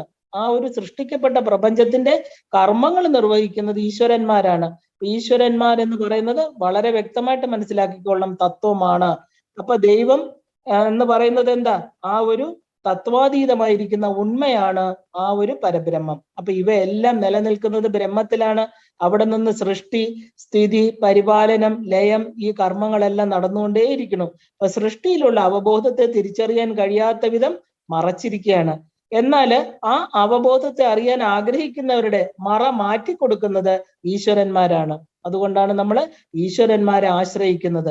ശിവബോധമുള്ള നമ്മള് ശക്തിയുടെയും മായയുടെയും പ്രവർത്തനം കൊണ്ടാണ് എല്ലാം മറഞ്ഞതുപോലെ കാണപ്പെടുന്നത്. എന്നാൽ ആ അനുഗ്രഹത്തിലൂടെ എല്ലാം അറിയാനും അതായിത്തീരാനും നമുക്ക് സാധിക്കും. ഈ സൃഷ്ട പ്രപഞ്ചത്തെ ഒരു സ്കൂളായിട്ട് കണ്ടാല് ഇവിടുത്തെ പ്രധാന അധ്യാപകന്മാരാണ് ഈശ്വരന്മാര്. സുഖ ദുഃഖങ്ങളാകുന്ന ക്ലാസ് അല്ലെ, ക്ലാസ് തന്ന് ഇവിടുത്തെ എല്ലാം ഈശ്വരന്മാര് നിയന്ത്രിക്കുക. പ്രിൻസിപ്പലായിട്ട് ശിവതത്വം, അസിസ്റ്റന്റ് പ്രിൻസിപ്പലായിട്ട് ശക്തി തത്വം. അവിടെ എന്തൊക്കെ നടക്കണു? നിർമ്മാണം, അറ്റകുറ്റപ്പണി, ഇല്ലാതാക്കൽ, ഇവയെല്ലാം ചെയ്യുന്നത് ശുദ്ധവിദ്യാ തത്വം. പരീക്ഷ അല്ലെ, പരീക്ഷ, വാല്യുവേഷൻ എല്ലാം ചെയ്യുന്നത് ഈശ്വര തത്വം. മാർക്ക് നൽകുന്നത് അനുഗ്രഹം, ആ ഒരു സദാശിവ തത്വം. അപ്പൊ നമ്മൾ ഓരോ വേഷത്തിൽ ഈ പ്രപഞ്ചത്തിന്റെ സ്കൂളിൽ വന്ന് ചേരണു. പ്രധാന അധ്യാപകൻ മുതല് എന്താ പറയാ, എല്ലാവരുമായിട്ട് നമുക്ക് ബന്ധപ്പെടാൻ പറ്റും വിദ്യാർത്ഥികൾക്ക്. കാരണം എന്താ? അവര് ദൂരെയല്ല, ഒരേ സ്കൂളിനകത്ത് തന്നെയാണ്. സ്കൂളിന്റെ ഉടമസ്ഥനെ മാത്രം നമുക്ക് ഒരിക്കലും കാണാൻ കഴിയില്ല. അതാണ് പരസംവിത്ത് എന്ന് പറയുന്ന ആ ഒരു പരമശിവൻ. ഉടമസ്ഥനെ കാണാൻ പറ്റില്ല, പക്ഷെ പ്രധാന അധ്യാപകരെ എല്ലാം നമ്മൾ ഈശ്വരന്മാരെന്ന് പറഞ്ഞ് നമുക്ക് ആശ്രയിക്കാനും ബന്ധപ്പെടാനും പറ്റും. അപ്പൊ സിലബസ്, പരീക്ഷകള്, യൂണിഫോം ഒക്കെ ആയി മാറുന്നത് ഇനി നമുക്ക് നോക്കാം 7 ശുദ്ധ അശുദ്ധ തത്വങ്ങളാണ്. നമ്മൾ സ്കൂളിൽ ചേർന്നു അല്ലേ, പ്രപഞ്ചമാകുന്ന സ്കൂളിൽ വന്നു കഴിഞ്ഞു. ഇനി നമുക്ക് എന്ത് വേണം? സിലബസ്, പരീക്ഷകള്, യൂണിഫോം ഒക്കെ വേണം. അതിന് ആരാ ഇനി അടുത്തത് വരുന്നത്? 7 ശുദ്ധ അശുദ്ധ തത്വങ്ങൾ. നമുക്ക് നോക്കാം. 24 അശുദ്ധ തത്വങ്ങളും ഇതിൽ വരും. അപ്പൊ ശുദ്ധമായിരിക്കുന്ന പരബ്രഹ്മം എന്നത് ഒരിക്കലും വ്യതിയാനമില്ലാത്ത സർവജ്ഞാനവും പൂർണ്ണവുമാണെന്ന് കണ്ടു. മനുഷ്യ മനസ്സുകൾക്ക് അപ്രാപ്യമായ ശൂന്യതയാണത്, അദൃശ്യമാണ്. തന്ത്രം അതിനെ പരാസംവിത്ത് അഥവാ നിഷ്കള ബ്രഹ്മം എന്ന് പറയുന്നു. ഇതിലാണ് സൃഷ്ടി ഉടലെടുക്കുന്നതും നിലനിൽക്കുന്നതും. ഈ സൃഷ്ടി പ്രക്രിയയെ നമുക്ക് നമ്മുടെ തലത്തില് ഒരു കാപ്പി ഉണ്ടാക്കുന്നതുമായിട്ടൊന്ന് താരതമ്യം ചെയ്യാം. കാരണം നമുക്കെപ്പോഴും നമ്മുടെ കുഞ്ഞു ബുദ്ധിക്ക്, നമ്മുടെ ചെറിയ ബുദ്ധിക്ക് നമ്മൾ ചെയ്യുന്ന കർമ്മങ്ങളെ മനസ്സിലാവുള്ളൂ. നമ്മൾ എന്താണ് നോക്കൂ, നമ്മൾ എങ്ങനെയാ കാപ്പി ഉണ്ടാക്കുന്നത്? കാപ്പിപ്പൊടി വേണം, പാല്, പഞ്ചസാര, വെള്ളം, ചൂട്. തണുത്തിരുന്ന് അത് തിളച്ചു കഴിഞ്ഞാൽ ഇതെല്ലാം കൂടെ ബ്ലെൻഡ് ചെയ്യാൻ പറ്റും. ചൂട് ആ ഒരു പരസ്പര സങ്കലനം വരണമെങ്കിൽ എന്ത് വേണം? ചൂട് വേണം, ഇല്ലേ? 5 കാര്യങ്ങൾ: കാപ്പിപ്പൊടി, പാല്, പഞ്ചസാര, വെള്ളം, ചൂട് ചേർന്നാണ് ഒരു കാപ്പി, അല്ലേ? ഒരു കോഫി നമ്മൾ ഇതാണ് ഉണ്ടാക്കുന്നത്. ഇതെല്ലാം ചേർന്ന ഒരു കോഫിയിൽ ഒരു കപ്പിൽ എടുക്കുമ്പോൾ അതിനെന്താ നമ്മൾ കാണുന്നത്? ഈ 5 കാര്യങ്ങൾ കാണില്ല. ഏകീകൃതമായിരിക്കുന്ന ഒറ്റ ദ്രാവകമായിട്ടാണ് തോന്നുന്നത്, അല്ലെ? നമ്മൾ ഈ കാപ്പി എടുത്തു വെച്ച് ഇതിൽ കാപ്പിപ്പൊടി എവിടെ, പഞ്ചസാര എവിടെ എന്നൊക്കെ ചോദിച്ചാൽ കാണാൻ പറ്റുമോ? പറ്റില്ല. അത് എന്തായിട്ട് തീർന്നു? ഏകമായിരിക്കുന്ന ഒരു ദ്രാവക രൂപത്തിൽ അതിനെ കാണപ്പെടുന്നു. അത് വ്യതിരിക്തമല്ല. അപ്പൊ അതിനെ എന്താ പക്ഷെ ഇതിനകത്ത് ഈ 5 വസ്തുക്കൾ ചേർന്നതാണ്, അല്ലെ? ഇല്ല എന്ന് പറയാൻ പറ്റില്ല. അതിനെക്കുറിച്ച് കൂടുതൽ അതിന്റെ ഇൻഗ്രീഡിയൻസ് ചോദിച്ചാൽ നമുക്ക് പറയാം വെള്ളം, കാപ്പിപ്പൊടി, പഞ്ചസാര, പാല് എന്നൊക്കെ ഉണ്ടോന്ന് നമുക്ക് പറയാം. പക്ഷെ ഇതിനെ മാറ്റി കാണിക്കൂ എന്ന് പറഞ്ഞാല് കാണിക്കാൻ പറ്റില്ല. ഇതുപോലെ തന്നെയാണ് ഈ പരബ്രഹ്മം എന്ന് പറയുന്ന അൺഡിഫറൻഷിയേറ്റഡ് ആയിരിക്കുന്ന, ഹോമോജീനിയസ് ആയിരിക്കുന്ന ഈ പരബ്രഹ്മം. അതിന്റെ സർവ്വവ്യാപിത്വം, ശാശ്വതമായിരിക്കുന്ന ഘടന, സർവജ്ഞാനം, മാറ്റമില്ലായ്മ, ഇവയൊക്കെ കാപ്പി എന്ന, അതായത് നമ്മൾ ഈ 5 കാര്യങ്ങൾ, ഇൻഗ്രീഡിയൻസ് നമ്മൾ ഇതിനകത്ത് കാണാൻ പറ്റും. കാരണം നമുക്കത് ഉണ്ടോന്നറിയാം, പക്ഷെ വേർതിരിക്കാൻ പറ്റില്ല. എല്ലാം ചേർന്ന കാപ്പി ആ ഒരു പരബ്രഹ്മമാണെന്ന് വിചാരിക്കാം. കാരണം ഇതെല്ലാം അതിനകത്തുണ്ട്. പക്ഷെ അതിനെ ഡിഫറൻഷിയേറ്റ് ചെയ്ത് കാണാൻ പറ്റുമോ എന്ന് ചോദിച്ചാൽ ഇല്ല. അതുകൊണ്ടാണ് നമ്മൾ ഓരോന്നിനെയും പ്രത്യേകത, നമ്മൾ ഇത് എങ്ങനെ ഉണ്ടാക്കിയെന്ന് ചോദിക്കുമ്പോൾ എല്ലാ സാധനങ്ങളും നമ്മൾ പറയും ഇതിന്റെ ഇൻഗ്രീഡിയൻസ് എന്താണെന്ന്. ഒരു കാപ്പി ഉദാഹരണം പറഞ്ഞു എന്നുള്ളൂ. എന്ത് സാധനം, ഒരു വീട് നിർമ്മിക്കുമ്പോൾ ഇതിൽ എന്തൊക്കെയാ ചേർത്തിരിക്കുന്നത്, നമ്മൾ അതിന്റെ ആ ഒരു ക്വാളിറ്റി, ക്വാണ്ടിറ്റി എല്ലാം വ്യക്തമായിട്ട് അറിയും. അതുപോലെ ഓരോ നിർമ്മാണ പ്രവർത്തനത്തിലും അതിൽ ചേർന്നിരിക്കുന്ന ഇൻഗ്രീഡിയൻസിനെ വ്യക്തമായിട്ട് അറിയണം. അപ്പൊ അതുപോലെ ഈ പരബ്രഹ്മത്തില് 5 കാര്യങ്ങളുണ്ട്: സർവ്വവ്യാപിത്വം, ശാശ്വതമായിരിക്കുന്ന ഘടന, സർവജ്ഞാനം, മാറ്റമില്ലായ്മ. ഇവയെല്ലാം ഇതിന്റെ എന്താ പറയാ ക്വാളിറ്റീസ് ആണ്. അപ്പോ ഞാൻ പലതാകട്ടെ എന്ന സങ്കല്പ എന്ന് പറഞ്ഞതുപോലെ കാപ്പിയിലൂടെ ഒരു ചെറിയ ഭാഗം ജലവും ആ ഒരു ചൂടായിട്ട് തൽക്ഷണം വേർപിരിയും. അപ്പൊ ഈ പരബ്രഹ്മം എന്താ വിചാരിച്ചത്? എനിക്ക് പലതാകട്ടെ, ഇല്ലേ? എനിക്ക് പലതാകണം, അഹം ബഹുസ്യാം, എനിക്ക് പലതാകണം. അങ്ങനെ വേർപിരിയാൻ തുടങ്ങുന്ന പരബ്രഹ്മ തത്വത്തെ അപരബ്രഹ്മത്തിന്റെ ആദ്യത്തെ അവസ്ഥ എന്ന് നമുക്ക് പറയാം. അൺഡിഫറൻഷിയേറ്റഡ് കോഫി ആ ഒരു ഡിഫറൻഷിയേറ്റഡ് കോഫി ആയിട്ട് മാറാൻ പോവാണ്. അടുത്തതായിട്ട് ആ ഒരു കപ്പിലെ കോഫിയിൽ നിന്ന് ഒരു ശബ്ദം ഉണ്ടായി, ഒരു ബിന്ദു അവിടെ രൂപം കൊണ്ടു. അത് ആ ഒരു ബിന്ദു ആണ് മഹാവിസ്ഫോടനം. നമുക്ക് അത്രയും വലുതായിട്ട് ചിന്തിക്കണ്ട, ചെറുതായിട്ട് ചിന്തിക്കുമ്പോൾ നമ്മുടെ ഉള്ളിൽ അത് കയറും, അല്ലേ? അപ്പൊ ആ ഒരു ബിന്ദു, ആ ബിന്ദു എന്ത് ചെയ്തു? പൊട്ടിത്തെറിച്ചു. അപ്പൊ പൊട്ടിത്തെറിച്ചിട്ട് കാപ്പിപ്പൊടി, പഞ്ചസാര, പാലൊക്കെ ആയിട്ട് പ്രത്യേകം പുറത്തു വന്നു. അത് കാപ്പിയിൽ സംഭവിക്കില്ല. പക്ഷെ എന്താ, ഈ ഒരു പ്രപഞ്ചത്തില് ഇത് പൊട്ടിത്തെറിച്ചിട്ട് എന്താണ്, ഈ പറഞ്ഞ എല്ലാ തത്വങ്ങളും അതിൽ നിന്നാണ് വരുന്നത്. ബിന്ദുവിൽ നിന്ന് ആദ്യം എന്ത് വന്നു? മഹാവിസ്ഫോടനത്തിലൂടെ ശിവതത്വം വന്നു, ശക്തി തത്വം വന്നു, സദാശിവ തത്വം, ഈശ്വര തത്വം, ശുദ്ധവിദ്യാ തത്വം എന്നുള്ള 5 സ്പോട്സ്, 5 ബിന്ദുക്കൾ വന്നു പുറത്ത്. അപ്പൊ ചൂടെന്നുള്ളത് ഊർജമാണ്. നമ്മൾ എനർജി ഉണ്ട്, എനർജി ഉണ്ടെങ്കിൽ ആ എനർജിയുടെ അതിഭീകരമായിരിക്കുന്ന ഒരു വൻ എന്താ പറയാ സ്ഫോടനം കൊണ്ടാണ് ഈ ബിഗ് ബാങ് തിയറി നടക്കുന്നത്, ഇല്ലേ? ആ എനർജി അതിഭയങ്കരമായ ചൂടോട് കൂടിയിട്ടാണ് അത് പൊട്ടിത്തെറിക്കുന്നത്. അപ്പൊ ആ എനർജി പൊട്ടിത്തെറിക്കാൻ ആവശ്യമായിരിക്കുന്ന ചൂടും എനർജിയാണ് നമ്മൾ എനർജി എന്ന് പറയുന്നത്, ആ ഊർജം. അപ്പൊ ചൂടെന്ന ഊർജമാണ് എന്താണ്, ഈ പാല്, പഞ്ചസാര, കാപ്പിപ്പൊടി എന്നീ പ്രത്യേകമായിട്ട് നിൽക്കുന്ന സാധനങ്ങളെ ഒരുമിപ്പിക്കുന്നത്. തണുത്ത വെള്ളത്തിലിട്ടാൽ ഇതെല്ലാം എന്ത് ചെയ്യും? സെപ്പറേറ്റഡ് ആയി. പഞ്ചസാര ചിലപ്പോൾ അലിയുമായിരിക്കും, എങ്കിലും ആ ബ്ലെൻഡിങ് പ്രോസസ്സ് പൂർണ്ണമാവില്ല. അതിന് ചൂട് വേണം. അതുപോലെ ഈ എനർജിയിലൂടെ വന്ന ഈ പ്രപഞ്ച വസ്തുക്കളെല്ലാം തന്നെ എന്താണ്, ആ ഒരു ശിവന്റെ ആഗ്രഹം അനുസരിച്ചിട്ട് ആ ഒരു ബ്ലൂ പ്രിന്റ് ഉപയോഗിച്ചിട്ട് ആ ശക്തി നിർമ്മിച്ചത്. ആ ശക്തിയാണ് അതിഭയങ്കരമായിട്ടുള്ള ഊർജത്തോടു കൂടി പുറത്തേക്ക് പ്രവഹിച്ചത്. എന്താണോ ഇതുവരെ സൈലന്റ് ആയിട്ടിരുന്നത് അത് പുറത്തേക്ക് എന്ത് ചെയ്തു? ഒരു ഊർജ പ്രവാഹമായിട്ട് പ്രവഹിച്ചു. അപ്പൊ ശക്തിയുടെ നിർമ്മാണമാണ്. ഇപ്പൊ ഇനി ശിവൻ എന്താ അവിടെ എന്താ മിണ്ടാതെ ഒരു സാക്ഷി ഭാവത്തില് തന്റെ ഭാര്യയായിരിക്കുന്ന, തന്റെ പത്നിയായിരിക്കുന്ന, തന്റെ അർദ്ധാംഗിനിയായിട്ടിരിക്കുന്ന ആ പരാശക്തിയുടെ പ്രകടനങ്ങൾ കാണാനായിട്ട് വളരെ ആകാംക്ഷാപൂർവമായിട്ട് നോക്കിക്കൊണ്ടിരിക്കുകയാണ്. ദേവി തന്റെ മുമ്പില് പിടിച്ച ഒരു കണ്ണാടി പോലെ, ശിവന്റെ മുമ്പില് മുഖം നോക്കുന്ന ഒരു കണ്ണാടി പോലെ താൻ എന്തൊക്കെയാണ് കാണിച്ചു കൊടുക്കുന്നത് തന്റെ ഭർത്താവിന്, അദ്ദേഹത്തെ സന്തോഷിപ്പിക്കാൻ ഈ പ്രകടനം, പ്രപഞ്ചമാകുന്ന പ്രകടനം, ഈ ഒരു നാടകം അവിടെ ആരംഭിച്ചു. അപ്പൊ ആ ഒരു ബ്ലൂ പ്രിന്റ് ആരുടേതായിരുന്നു? ശിവന്റെ ആയിരുന്നു ബ്ലൂ പ്രിന്റ്. ശക്തി നിർമ്മിച്ചതാണ് ഈ പ്രപഞ്ചം. നമ്മളും നമുക്ക് ചുറ്റും കാണപ്പെടുന്നതും എല്ലാം ശിവന്റെ അതേ പ്രജ്ഞാനം തന്നെയാണ്. അപ്പോൾ സൃഷ്ടിക്കപ്പെട്ട ആ സൃഷ്ടിക്ക് ആഗ്രഹം വന്ന ശിവനും ശക്തിയും ചേർന്നതിനെയാണ് നമ്മൾ ബിന്ദു നാദം എന്ന് പറയുന്നത്. ഇത് രണ്ടും ഇവര് തമ്മില് ശിവനും ശക്തിയുടെയും ചേരലാണ്. ശിവനും ശക്തിയും എന്നും പരസ്പര ആകർഷണത്തിലാണ്. അവരുടെ സംയോഗമാകുന്ന ആനന്ദത്തിൽ നിന്നാണ് നമ്മൾ ഈ പ്രപഞ്ചത്തിന്റെ ഉൽപ്പത്തിയെ കാണുന്നത്. ഇല്ല, ഈ പ്രപഞ്ചം, ആ സൃഷ്ടി തന്നെ ഉണ്ടായിരിക്കുന്നത്. ഇതാണ് മനുഷ്യനില് സ്ത്രീയും പുരുഷന്റെയും ആകർഷണത്തിന് കാരണം. ബ്രഹ്മത്തിൽ മറഞ്ഞിരിക്കുന്ന ശക്തിയാണ് മായ. അപ്പൊ ഈ മായയും ഇതിന്റെ 5 കഞ്ചുകങ്ങളുമാണ് ശിവനെ താഴേക്ക് വലിച്ചിറക്കി കൊണ്ടുവരുന്ന ശക്തികള്. അപ്പൊ ഈ പ്രപഞ്ച സൃഷ്ടി, അതായത് പ്രപഞ്ച സൃഷ്ടി, സ്ഥിതി, പരിപാലനം തുടങ്ങിയ 5 പ്രക്രിയകൾക്കായിട്ട് ആദ്യം ശുദ്ധവിദ്യയാകുന്ന 5 ഈശ്വരന്മാരെ ഉണ്ടാക്കി. അത് നമ്മൾ വളരെ വ്യക്തമായിട്ട് പടിപ്പടിയായിട്ട് പോവുകയാണ്. ആദ്യം 5 ശുദ്ധ തത്വങ്ങള്: ശിവൻ, ശക്തി, സദാശിവൻ, ഈശ്വരൻ, ശുദ്ധവിദ്യ. അപ്പൊ അവരാണ് പഞ്ചകൃത്യങ്ങൾ നടത്തിക്കൊണ്ടിരിക്കുന്നത്. അത് പിന്നെ ശരീരവും മനസ്സും ഒക്കെ സൃഷ്ടിക്കുന്നതിനായിട്ട് എന്തായി? 7 ശുദ്ധ അശുദ്ധ തത്വങ്ങൾ ഉണ്ടാക്കി. പിന്നെ 24 അശുദ്ധ തത്വങ്ങളും ഉണ്ടായി. അപ്പൊ 36 തത്വങ്ങളുടെ ഈ 36 തത്വങ്ങളുടെ അമ്മ ആരാണെന്ന് ചോദിച്ചാൽ ശക്തിയാണ്. ശിവതത്വമാണ് മാസ്റ്റർ, അതായത് മാസ്റ്റർ ഡിസൈനർ, അച്ഛൻ, സൃഷ്ടാവ്. അപ്പൊ ശിവൻ തന്റെ ബ്ലൂ പ്രിന്റ് തന്റെ തന്നെ ശക്തിയായിരിക്കുന്ന പരാശക്തിക്ക് കൊടുക്കണു. പരാശക്തി അതിനനുസരിച്ച് സൃഷ്ടി പ്രക്രിയ നടത്തുന്നു. ഇതിനെയാണ് മനുഷ്യ സൃഷ്ടിയിലും നടക്കുന്നത്. ഇല്ലേ? നമുക്ക് നോക്കാം. പുരുഷൻ തന്റെ ബീജം അല്ലെങ്കിൽ ശുക്ലം സ്ത്രീക്ക് കൈമാറണു. സ്ത്രീ തന്റെ സ്വന്തം ഗർഭപാത്രത്തിൽ അത് സ്വീകരിച്ച് തന്റെ സ്വന്തം വസ്തുക്കൾ ഉപയോഗിച്ച് ഒരു കുഞ്ഞിനെ ജനിപ്പിക്കണു.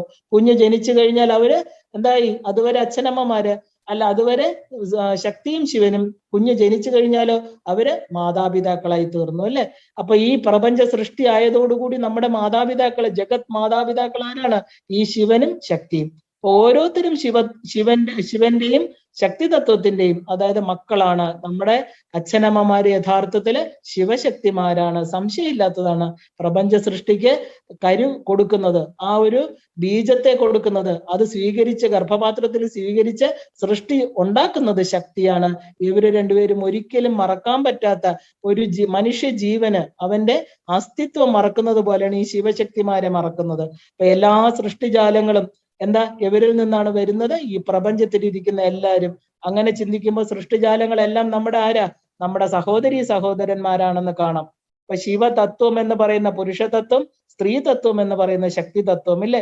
നിർദ്ദേശം കൊടുക്കുന്നത് എപ്പോഴും പുരുഷ തത്വമായിരിക്കും, സ്വീകരിച്ച് നടപ്പാക്കുന്നത് ശക്തി തത്വം. ഇതാണ് ഇത് രണ്ടും തമ്മിലുള്ള വ്യത്യാസം. അപ്പൊ ഈ ലിംഗപ്രമാണങ്ങളെ മനുഷ്യ ശരീരവുമായിട്ട് ചേർത്ത് ഒരിക്കലും നമ്മൾ മനസ്സിലാക്കരുത്. കാരണം മനുഷ്യന്റെ ശരീരം വേറെ, പ്രപഞ്ചത്തിന്റെ ശക്തി വേറെ. ഈ ശിവനും ശക്തിയും നമ്മുടെ പിതാക്കന്മാരാണെന്ന് അത് കൊണ്ട് തന്നെ അവരുമായിട്ട് നമുക്ക് 1-to-1 ബന്ധം, അതായത് നമുക്ക് ഉണ്ടാക്കാൻ സാധിക്കും. കാരണം എന്താ? ഒരു അമ്മമാർക്ക് കുഞ്ഞിന് അച്ഛനും അമ്മയുമായിട്ട് മാത്രമേ ബന്ധം സ്ഥാപിക്കാൻ പറ്റൂ. ആദ്യം അവരെയാണ് അറിയേണ്ടത്. അവരിൽ നിന്ന് മാത്രമേ നമുക്ക് അന്യഥാ ഉള്ള നമ്മുടെ സഹോദരി സഹോദരന്മാരെയൊക്കെ അറിയുന്ന പിന്നെ ആദ്യം അറിയുന്ന അമ്മയിലൂടെ അച്ഛന്. ഇത് രണ്ടും നമ്മൾ അറിഞ്ഞേ പറ്റൂ. അപ്പൊ ഈ ശിവനും ശക്തിയും എന്താണ്? ആ ഒരു ശുദ്ധമായ സ്നേഹത്തിലും ഭക്തിയിലും അധിഷ്ഠിതമായിരിക്കുന്ന ഒരു ബന്ധം നമ്മൾ അവരുമായിട്ട് ഉണ്ടാക്കിയെടുക്കണം. കാരണം നമ്മുടെ ആ ഒരു അസ്തിത്വം, ഞാനെന്ന് പറയുന്ന വ്യക്തിബോധം ഉണ്ടായിരിക്കുന്നത് ഈ മാതാപിതാക്കന്മാരിൽ നിന്നാണ്. അതുകൊണ്ട് നമ്മൾ സദാ അവരെ നമിക്കണം. എപ്പോഴും നമ്മുടെ ഉള്ളില് എപ്പോഴും അച്ഛനമ്മമാരെ ബഹുമാനിക്കണം. ഫിസിക്കൽ അച്ഛനമ്മമാരെ മാത്രമല്ല, ഏറ്റവും കൂടുതൽ നമ്മൾ ബഹുമാനിക്കേണ്ടത് നമ്മുടെ ആത്മാവിന്റെ, നമ്മുടെ അസ്തിത്വത്തിന്റെ അച്ഛനമ്മമാരെയാണ്. അവരാരാണ്? ഇപ്പൊ വളരെ വ്യക്തമായിട്ട് നമുക്ക് മനസ്സിലായി, ശിവനും ശക്തിയുമാണ്. അവരോട് ശുദ്ധമായിരിക്കുന്ന ഒരു ഭക്തി, സ്നേഹം എല്ലാം നമുക്ക് വേണം. ആ ഒരു ബന്ധം ഉണ്ടാക്കിയ കാരണം അവര് നമ്മുടെ നിത്യസംബന്ധികളാണ്. കാരണം നമുക്ക് ഈ ശരീരം ഉപേക്ഷിച്ചു പോയാലും അവരാണ് നമുക്ക് നിത്യമായിട്ടുള്ളവര്. ഈശ്വര ഭയമില്ല, ഈശ്വര ഭയമല്ല അതിന്റെ അടിസ്ഥാനം. നമ്മൾ ഭയക്കേണ്ട കാര്യമില്ല. നമ്മൾ എന്തിനാ ഭയക്കുന്നത്? ഭയത്തിന്റെ ആവശ്യമില്ല. അവിടെ സ്നേഹമാണ് വേണ്ടത്. എൻ്റെ അച്ഛനമ്മമാരെന്നുള്ള കൺസിഡറേഷൻ, അവരെ ഒരിക്കലും മറക്കാൻ പാടില്ല. മറന്നതിന്റെ ഫലമാണ് ഇവിടെ അനുഭവിക്കേണ്ട എല്ലാ ക്ലേശങ്ങളും ദുഃഖങ്ങളെന്ന് ഇനി നമുക്ക് മനസ്സിലാവും. അപ്പോ ഈ ബ്രഹ്മവുമായിട്ടൊരു ബന്ധം ഈശ്വരനിലൂടെ മാത്രമേ സാധ്യമാവുള്ളൂ. അതിന് നമ്മുടെ പരിമിതമായ കാര്യങ്ങൾക്ക് ഈ പറയുന്ന കൈക്കൂലി കൊടുക്കുന്ന ഒരു ബന്ധമല്ല അത്. എല്ലാ മനുഷ്യരുടെ, എല്ലാ ജീവജാലങ്ങളുടെയും ആ ഒരു 7 ശുദ്ധ അശുദ്ധ തത്വങ്ങളും 24 ശുദ്ധ തത്വങ്ങളും കൂടി ചേർന്നതാണ് ഈ പറയുന്ന ആ ഒരു പ്രപഞ്ച സൃഷ്ടി. ഇതെല്ലാം വന്നിരിക്കുന്നത് അമ്മയായിരിക്കുന്ന ശക്തിയിൽ നിന്നാണ്. ആ അമ്മ വന്നിരിക്കുന്നതോ അച്ഛനായ ശിവനിൽ നിന്ന്. അപ്പൊ ഇത് ഉണ്ടാകാൻ കാരണം ശക്തിതത്വവും ശിവതത്വവും തന്നെയാണ്. പക്ഷെ എല്ലാത്തിന്റെയും ഉത്ഭവസ്ഥാനം ശിവതത്വമാണ്. നമ്മൾ അറിഞ്ഞോളണം, തിരിച്ചെല്ലാം ലയിക്കുന്നതും അവിടെ തന്നെയാണ്. ഇനി നമുക്ക് 7 ശുദ്ധ അശുദ്ധ തത്വങ്ങൾ അല്ലെ. ഈ ശുദ്ധ അശുദ്ധ തത്വത്തിലേക്ക് വന്നു കഴിഞ്ഞാൽ ആദ്യം പുരുഷ തത്വം, അതായത് നമ്മൾ മാറ്റർ ഉപയോഗിച്ച് സൃഷ്ടിക്കപ്പെട്ട വസ്തുക്കളാണ്. അതായത് ആ മാറ്റർ എന്നത് 7 + 24 തത്വങ്ങള്, 7 ശുദ്ധ അശുദ്ധ തത്വങ്ങള്, 24 അശുദ്ധ തത്വങ്ങള്. അടിസ്ഥാനമായിട്ട് ശാരീരിക നിലനിൽപ്പിന് 3 ഘടകങ്ങളുണ്ട്. എന്തൊക്കെയാണ്? 1 ശരീരം, 2 മനസ്സ്, പിന്നെ ഇതിനെ രണ്ടിനെയും ബന്ധിക്കുന്ന പ്രജ്ഞാനം എന്ന് പറയുന്ന ബോധം. അപ്പൊ ശരീരവും മനസ്സും എന്നിൽ നിന്ന് വ്യത്യസ്തമാണ് അല്ലെ. ശരീരവും മനസ്സും 2 എണ്ണം ഉണ്ട്. പക്ഷെ ഇതിന് എന്താ, ഈ ബോധമില്ലെങ്കിൽ ഇത് തമ്മിൽ ഒരു കോർഡിനേഷൻ കാണില്ല, പ്രവർത്തന ക്ഷമത ഉണ്ടാവില്ല. ഈ 3 വസ്തുക്കളെയാണ് നമ്മൾ അറിയേണ്ടത്. അതുകൊണ്ടാണ് ഞാൻ, എൻ്റെ ശരീരം, മനസ്സ് എന്ന് പറയുന്നത്. ശുദ്ധമായിരിക്കുന്ന അവബോധമാണ് ഞാൻ. അപ്പൊ ആ ഒരു എന്നതാണ് ഈ മനസ്സിനെയും ശരീരത്തിനെയും കൂട്ടി നിർത്തി പ്രവർത്തിപ്പിക്കുന്നത്. ഇല്ലെങ്കിൽ എന്താ, ഇത് വിഘടിച്ചു പോകും. എല്ലാം അറിയുന്നതും അറിയാൻ കാരണവും ഈ ഞാനാണ്. അപ്പൊ പൂർണ്ണമായ ശിവതത്വമാണ് ഞാൻ. ഇനിയാണ് നമ്മൾ യഥാർത്ഥ കോറിലേക്ക് പോകുന്നത്. യഥാർത്ഥ യാത്ര ഇവിടെ നമ്മൾ നല്ലവണ്ണം ശ്രദ്ധിച്ച് യാത്ര ചെയ്തോളണം. കാരണം ഇനി നമുക്ക് ഈ ഒരു നൂല് പൊട്ടിപ്പോകാതെ പിടിച്ചാല് നമുക്ക് യഥാർത്ഥ തത്വത്തില്, ആ തത്വാതീതമായിരിക്കുന്ന ശക്തിയിൽ എത്തിച്ചേരാൻ പറ്റും. അപ്പൊ ഇപ്പൊ എന്താ നമ്മൾ മനസ്സിലാക്കി? പൂർണ്ണ ശിവതത്വമാണ് ഞാൻ. അപ്പൊ നമ്മൾക്ക് ഇത് അറിയുവാനോ അതിന്റെ അടുത്ത് എത്തുവാനോ സാധിക്കുന്നില്ല. ഇതാണ് നമ്മുടെ പ്രശ്നം. അപ്പൊ ശിവന്റെ ഈ ഒരു സർവ്വ ചിന്തകളും തക്ഷണം സാക്ഷാത്കരിക്കപ്പെടുന്നു. കാരണം എന്താ? ഇച്ഛ, ജ്ഞാന, ക്രിയാശക്തികളെല്ലാം ശിവന്റെ ഉള്ളിലാണ്. അപ്പോ നമ്മൾക്ക് എന്തുകൊണ്ട് ഇത് സാധിക്കാൻ പറ്റുന്നില്ല? നമ്മൾ ശിവതത്വമായ ഞാനാണെന്ന് കണ്ടു, പക്ഷെ നമുക്കിത് നടക്കണില്ല. കാരണം നമ്മുടെ ആഗ്രഹങ്ങൾ ഒന്നും നടക്കണില്ല. കാരണം നമ്മൾ വളരെ താഴത്തേക്ക് വന്നവരാണ്, വിപതിച്ചവരാണ്, നമ്മൾ പതിച്ചവരാണ്. നമ്മൾ ശുദ്ധ അശുദ്ധ തത്വത്തിന്റെ ആദ്യത്തെ തത്വമായിരിക്കുന്ന എന്താ പറയാ, ആ ശുദ്ധ അശുദ്ധ തത്വങ്ങളിലും അശുദ്ധ തത്വം മാത്രമായിരിക്കുന്ന 24 തത്വങ്ങളിലും കൂടെ നിർമ്മിക്കപ്പെട്ടവരാണ്. അപ്പൊ ആദ്യത്തെ തത്വം, ഈ ശുദ്ധാശുദ്ധത്തിൽ ആദ്യത്തെ തത്വം എന്താണ്? പുരുഷൻ. ഇപ്പൊ ശിവൻ, അതായത് ശിവനായ നമ്മളിപ്പോ പുരുഷൻ തന്നെയല്ല. പുരുഷൻ എന്ന് പറഞ്ഞാല് ആ ഒരു കാലവും തന്ത്രശാസ്ത്രത്തിൽ ആണ് പെണ്ണ് അങ്ങനെ കാണല്ല. ഒരു പുരുഷൻ എന്ന് പറഞ്ഞാല് 9 ദ്വാരമുള്ള ശരീരത്തിൽ താമസിക്കുന്ന ആത്മാവ്. നവദ്വാരേ പുരേ ദേഹി. എപ്പോഴും പുരുഷൻ എന്ന് പറഞ്ഞാല് നമ്മൾ മനസ്സിലാക്കിക്കൊള്ളും. നമ്മൾ പുരുഷൻ കേട്ട് നമ്മൾ എന്താ, ലിംഗഭേദം, നമ്മൾ ആണ് പെണ്ണെന്നുള്ളത് ഒരിക്കലും തന്ത്രശാസ്ത്രം പറയുന്നു. പുരുഷൻ എന്ന് പറഞ്ഞാല് ഈ ശരീരത്തിനെ നിലനിർത്തുന്ന ആത്മാവ്. അപ്പൊ പുരത്തിൽ ശയിക്കുന്നവനായിട്ട് മാറ്റിയതാരാ? ഈ പുരുഷൻ. ശിവൻ പുരുഷനായി തീർന്നു. അപ്പോ അതിന് പ്രധാനമായിട്ടിരിക്കുന്ന 5 കാരണങ്ങൾ നമ്മൾ കണ്ടുപിടിക്കുന്നത്. എങ്ങനെയാണ് ഈ ഒരു പരബ്രഹ്മ സ്വരൂപമായിട്ടിരുന്നത് ആദ്യം ശിവനായി, അവിടെ നിന്ന് ശക്തിയായി, ഈ ശക്തി ഇതാ വീണ്ടും താഴേക്ക് എന്താ കൊണ്ടുവരികയാണ് നമ്മളെ. ഇതാരാ നമ്മളെ കൊണ്ടുവരുന്നത്? അപ്പോ ഈ 9 ദ്വാരങ്ങളുള്ള നമ്മളെ ഈ ശരീരത്തിലേക്ക്, ഈ ശരീരമാകുന്ന ക്ഷേത്രത്തിൽ കൊണ്ടുവന്ന ആദ്യത്തെ ആള്, ആദ്യത്തെ കൾപ്രിറ്റ് ആരാ? മായയാണ്. മായയും അതിന്റെ 5 കഞ്ചുകങ്ങളുമാണ്. അപ്പൊ എന്താണ് മായ? യാമ സാമായ അല്ലെ. പരിമിതപ്പെടുത്താൻ പറ്റാത്ത എല്ലാറ്റിനെയും, അളക്കാൻ പറ്റാത്ത എല്ലാത്തിനെയും അളന്ന് കാണിക്കുന്നതാണ് മായ. അപ്പൊ ഉണ്ടോന്ന് ചോദിച്ചാൽ ഉണ്ട്, ഇല്ല എന്ന് വെച്ചാൽ ഇല്ല അല്ലെ. അപ്പോ അതിന്റെ 5 കഞ്ചുകങ്ങള്, ഈ മായയും അതിന്റെ 5 കൂട്ടുകാരും. 5 കഞ്ചുകങ്ങൾ എന്ന് പറഞ്ഞാൽ മറയ്ക്കപ്പെടുന്ന വസ്തുക്കള്, തിരശീലകള്, കാലം, കല, നിയതി, രാഗം, വിദ്യ. ഇതാണ് മായയുടെ 5 കഞ്ചുകങ്ങള്. ഈ ശക്തി തത്വത്തിന്റെ കൂടെ തന്നെ ഉണ്ടായതാണ് മായാതത്വം. മായാതത്വമാണ് ജീവാത്മാവിന് ആ ഒരു ശരീരവും അതിനാവശ്യമായിട്ടുള്ള ഉപകരണം നൽകുന്നത്. അപ്പൊ മായ നിസ്സാരക്കാരിയല്ല. മായ അതിശക്തമായിരിക്കുന്ന പരബ്രഹ്മ ശക്തി തന്നെയാണ്. ആ മായയ്ക്ക് എന്താ ഉണ്ടാക്കാൻ പറ്റും? ഈ പ്രപഞ്ചത്തെ മുഴുവനും, നമ്മുടെ ശരീരം, ഭൗതികമായിരിക്കുന്ന ജീവാത്മാവിന് ശരീരവും ആ ശരീരത്തെ നിർമ്മിക്കാനുള്ള ഉപകരണങ്ങളും നൽകുന്നത് ഈ മായയാണ്. അപ്പൊ പരമാത്മാവിന്റെ ഒരു യൂണിറ്റ് ആണ് ജീവാത്മാവ്, അല്ലെ? ഒരു മനസ്സും ശരീരവുമായിട്ട് ഒട്ടി നിൽക്കുന്ന അവബോധത്തിന്റെ അടിസ്ഥാന യൂണിറ്റ് ആണ് ജീവാത്മാവ്. ഈ ജീവാത്മാവിനെ കർമ്മഫലങ്ങൾക്ക് വിധേയമാക്കുന്നതും മായ തന്നെയാണ്. അപ്പൊ മായ ജീവാത്മാവിന്റെ ചുറ്റും പരിമിതികളുടെ ഒരു മുള്ളുവേലി കെട്ടി സദാ ഒരു കാവൽക്കാരനെ പോലെ നിരീക്ഷിച്ചുകൊണ്ടിരിക്കുന്നു. നമുക്ക് എന്താ നമ്മുടെ യഥാർത്ഥ ആ ഒരു സത്യത്തെ, നമ്മളെ പരബ്രഹ്മമാണ്, ശിവനാണ് എന്നറിയാത്ത ആ ശിവബോധത്തെ മറച്ചുകൊണ്ട് മായയും ആ മായയുടെ 5 കൂട്ടുകാരും ചേർന്ന് ഈ ഒരു ജീവാത്മാവിന്റെ ചുറ്റും മുള്ളുവേലി കെട്ടി. മുള്ളുവേലി, അതിനെ കടക്കാൻ വളരെ ബുദ്ധിമുട്ടാണ്. എന്നിട്ട് എന്താ, കാവൽക്കാരനെ പോലെ ഇങ്ങനെ നോക്കിക്കൊണ്ടിരിക്കണം, ആരാ ഇത് കടന്നു പോകുന്നതെന്ന്. ഇപ്പൊ ജീവാത്മാവിന് മലിനീകരണവും ജ്ഞാനവും കൊടുക്കുന്നത് മായ തന്നെയാണ്. കാരണം ഈ മായ വിചാരിച്ചാല് അതിന് എന്താ പറയാ, അജ്ഞാനവും കൊടുക്കും. മായയുടെ അനുഗ്രഹം ഉണ്ടെങ്കിൽ അവന് ജ്ഞാനവും കൊടുക്കും. അപ്പൊ ഈ കാവൽക്കാരൻ വളരെ ഇമ്പോർട്ടന്റ് ആണ്. കാരണം നമ്മളെ കാത്തു സൂക്ഷിച്ചുകൊണ്ട്, ഇത് ഈ ജീവനെ അകത്തേക്ക് പ്രവേശിച്ച് ശിവതത്വത്തെ അല്ലെങ്കിൽ ശിവബോധത്തെ ഉണ്ടാക്കാതെ ഈ 5 കഞ്ചുകങ്ങളും മായയും ചേർന്ന് 6 പേര് ഒരു മുള്ളുവേലി സൃഷ്ടിച്ച് ഇങ്ങനെ നിൽക്കുക. അപ്പൊ മായ ജീവാത്മാക്കളിൽ ഉണ്ടാകുന്ന അശുദ്ധിക്ക്, ഈ മായ നമുക്ക് അശുദ്ധി ഉണ്ടാക്കുന്നു. അപ്പൊ നമ്മൾ ഈ അശുദ്ധം, അശുദ്ധം, മലം എന്നൊക്കെ പറയുമ്പോ എന്താ അശുദ്ധം? ഈ മലം, അതായത് മലം എന്ന് പറഞ്ഞാല് മറയ്ക്കപ്പെടുന്നത് എന്നർത്ഥം. മലം സൂക്ഷിക്കുന്ന കലവറയാണ് മായ. മലം എന്ന് പറഞ്ഞാല് അശുദ്ധമായത്. എന്തൊക്കെയാണ്? 3 മലങ്ങളാണ് ഒരു ജീവനുള്ളത്. എന്തൊക്കെയാണത്? മായയുടെ താഴെയുള്ള എല്ലാ തത്വങ്ങളിലും ഈ മലം ഉണ്ട്.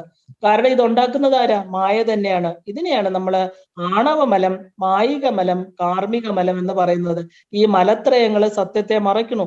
അപ്പൊ മായയ്ക്ക് മുകളിലുള്ള 5 തത്വങ്ങളില് ആണവ മലം മാത്രമേ ഉള്ളൂ. ആണവമലം എന്ന് പറയുന്നത് ജനിക്കുമ്പോ തന്നെ ഉള്ളത്.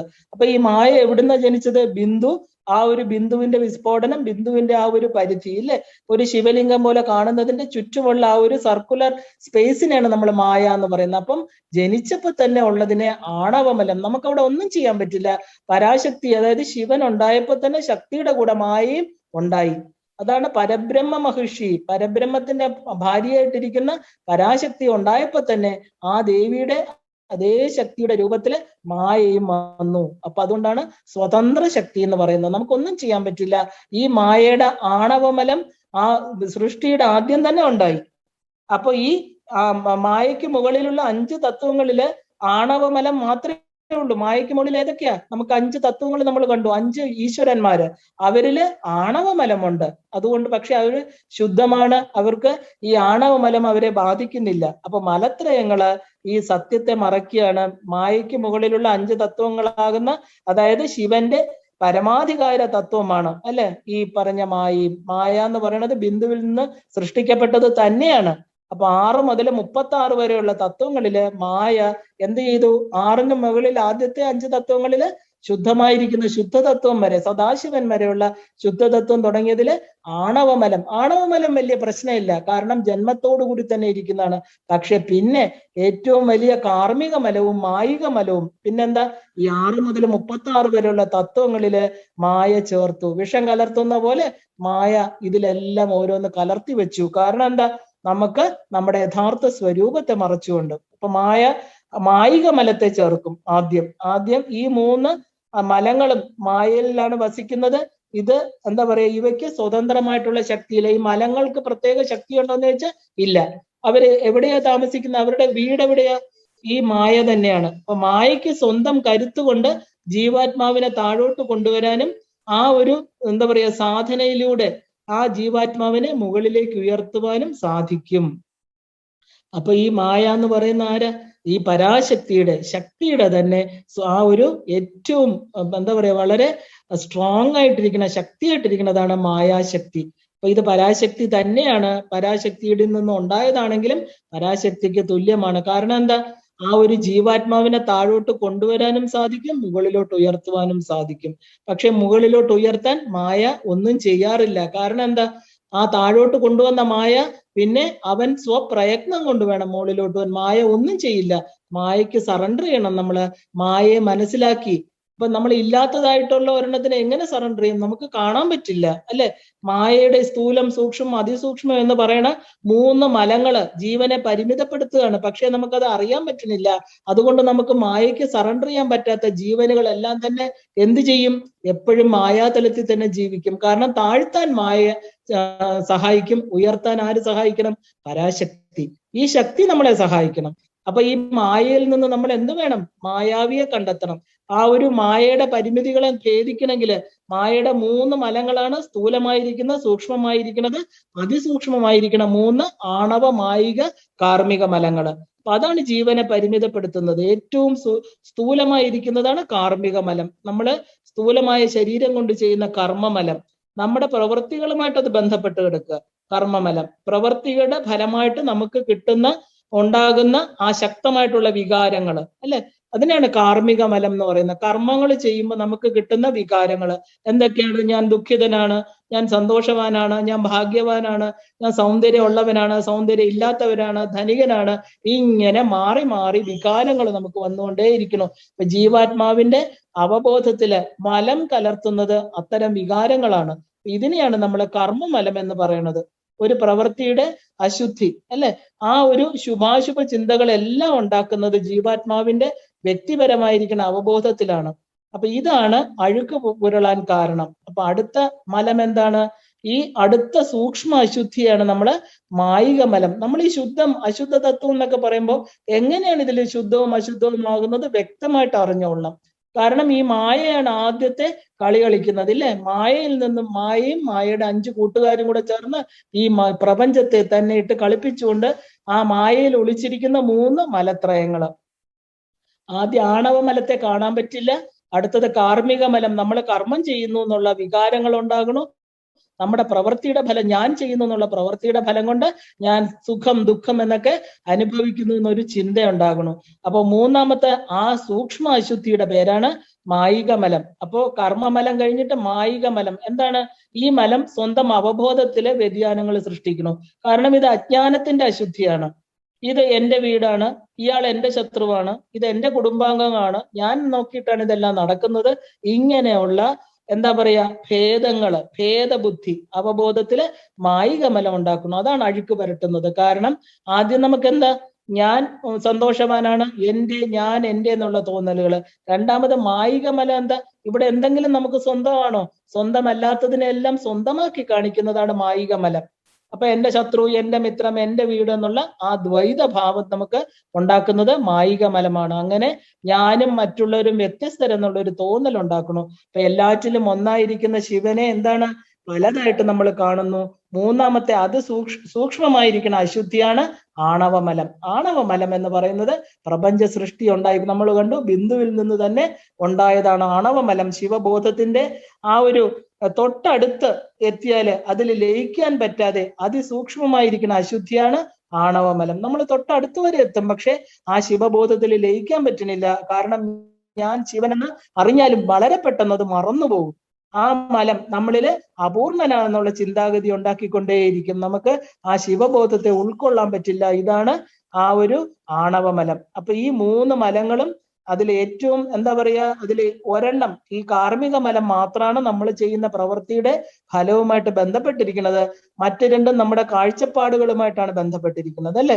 ഒരു ജീവാത്മാവിന്റെ ജനനം, ശൈശവം, ബാല്യം, കൗമാരം, വാർദ്ധക്യം, മരണം, ഇതെല്ലാം ഒരു ജീവാത്മാവിന് ശരീരവും മനസ്സുമാകുന്ന കുപ്പായങ്ങൾ ഇടുമ്പോൾ വരുന്നതാണ്. അപ്പൊ കാലത്തിന്റെ ആ ഒരു അദൃശ്യമായിരിക്കുന്ന ചെപ്പില്, അതായത് ഒരു ക്വാണ്ടം നിലയിൽ പറയുകയാണെങ്കിൽ ഇതെല്ലാം അടങ്ങിയിട്ടുണ്ട്. കാലം എന്ന് പറയുന്നതില് നമ്മുടെ ഇതെല്ലാം, ഒരു ജീവന്റെ ജനനം എപ്പോ വരണം, എപ്പോ പോണം, ശൈശവം എപ്പോഴായിരിക്കണം, ബാല്യം എത്ര കാലം, എപ്പോഴും മരിക്കണം, ഇതെല്ലാം ആ ഒരു ചെപ്പിനകത്ത് സൂക്ഷിച്ചു വെച്ചിട്ടുണ്ടോ എന്ന് പറയണു. സർവചരാചരങ്ങളുടെയും സമ്പൂർണമായിരിക്കുന്ന വിവരം ആരാണ് കൈവച്ചിരിക്കുന്നത്? ഈ മായയുടെ കൈവശമുണ്ട്. മായാശക്തിയുടെ താഴേക്ക് നമ്മളെ ഓരോരുത്തരെയും, ശിവനെ താഴേക്ക് കൊണ്ടുവരുന്ന ശക്തിയാണ് മായ.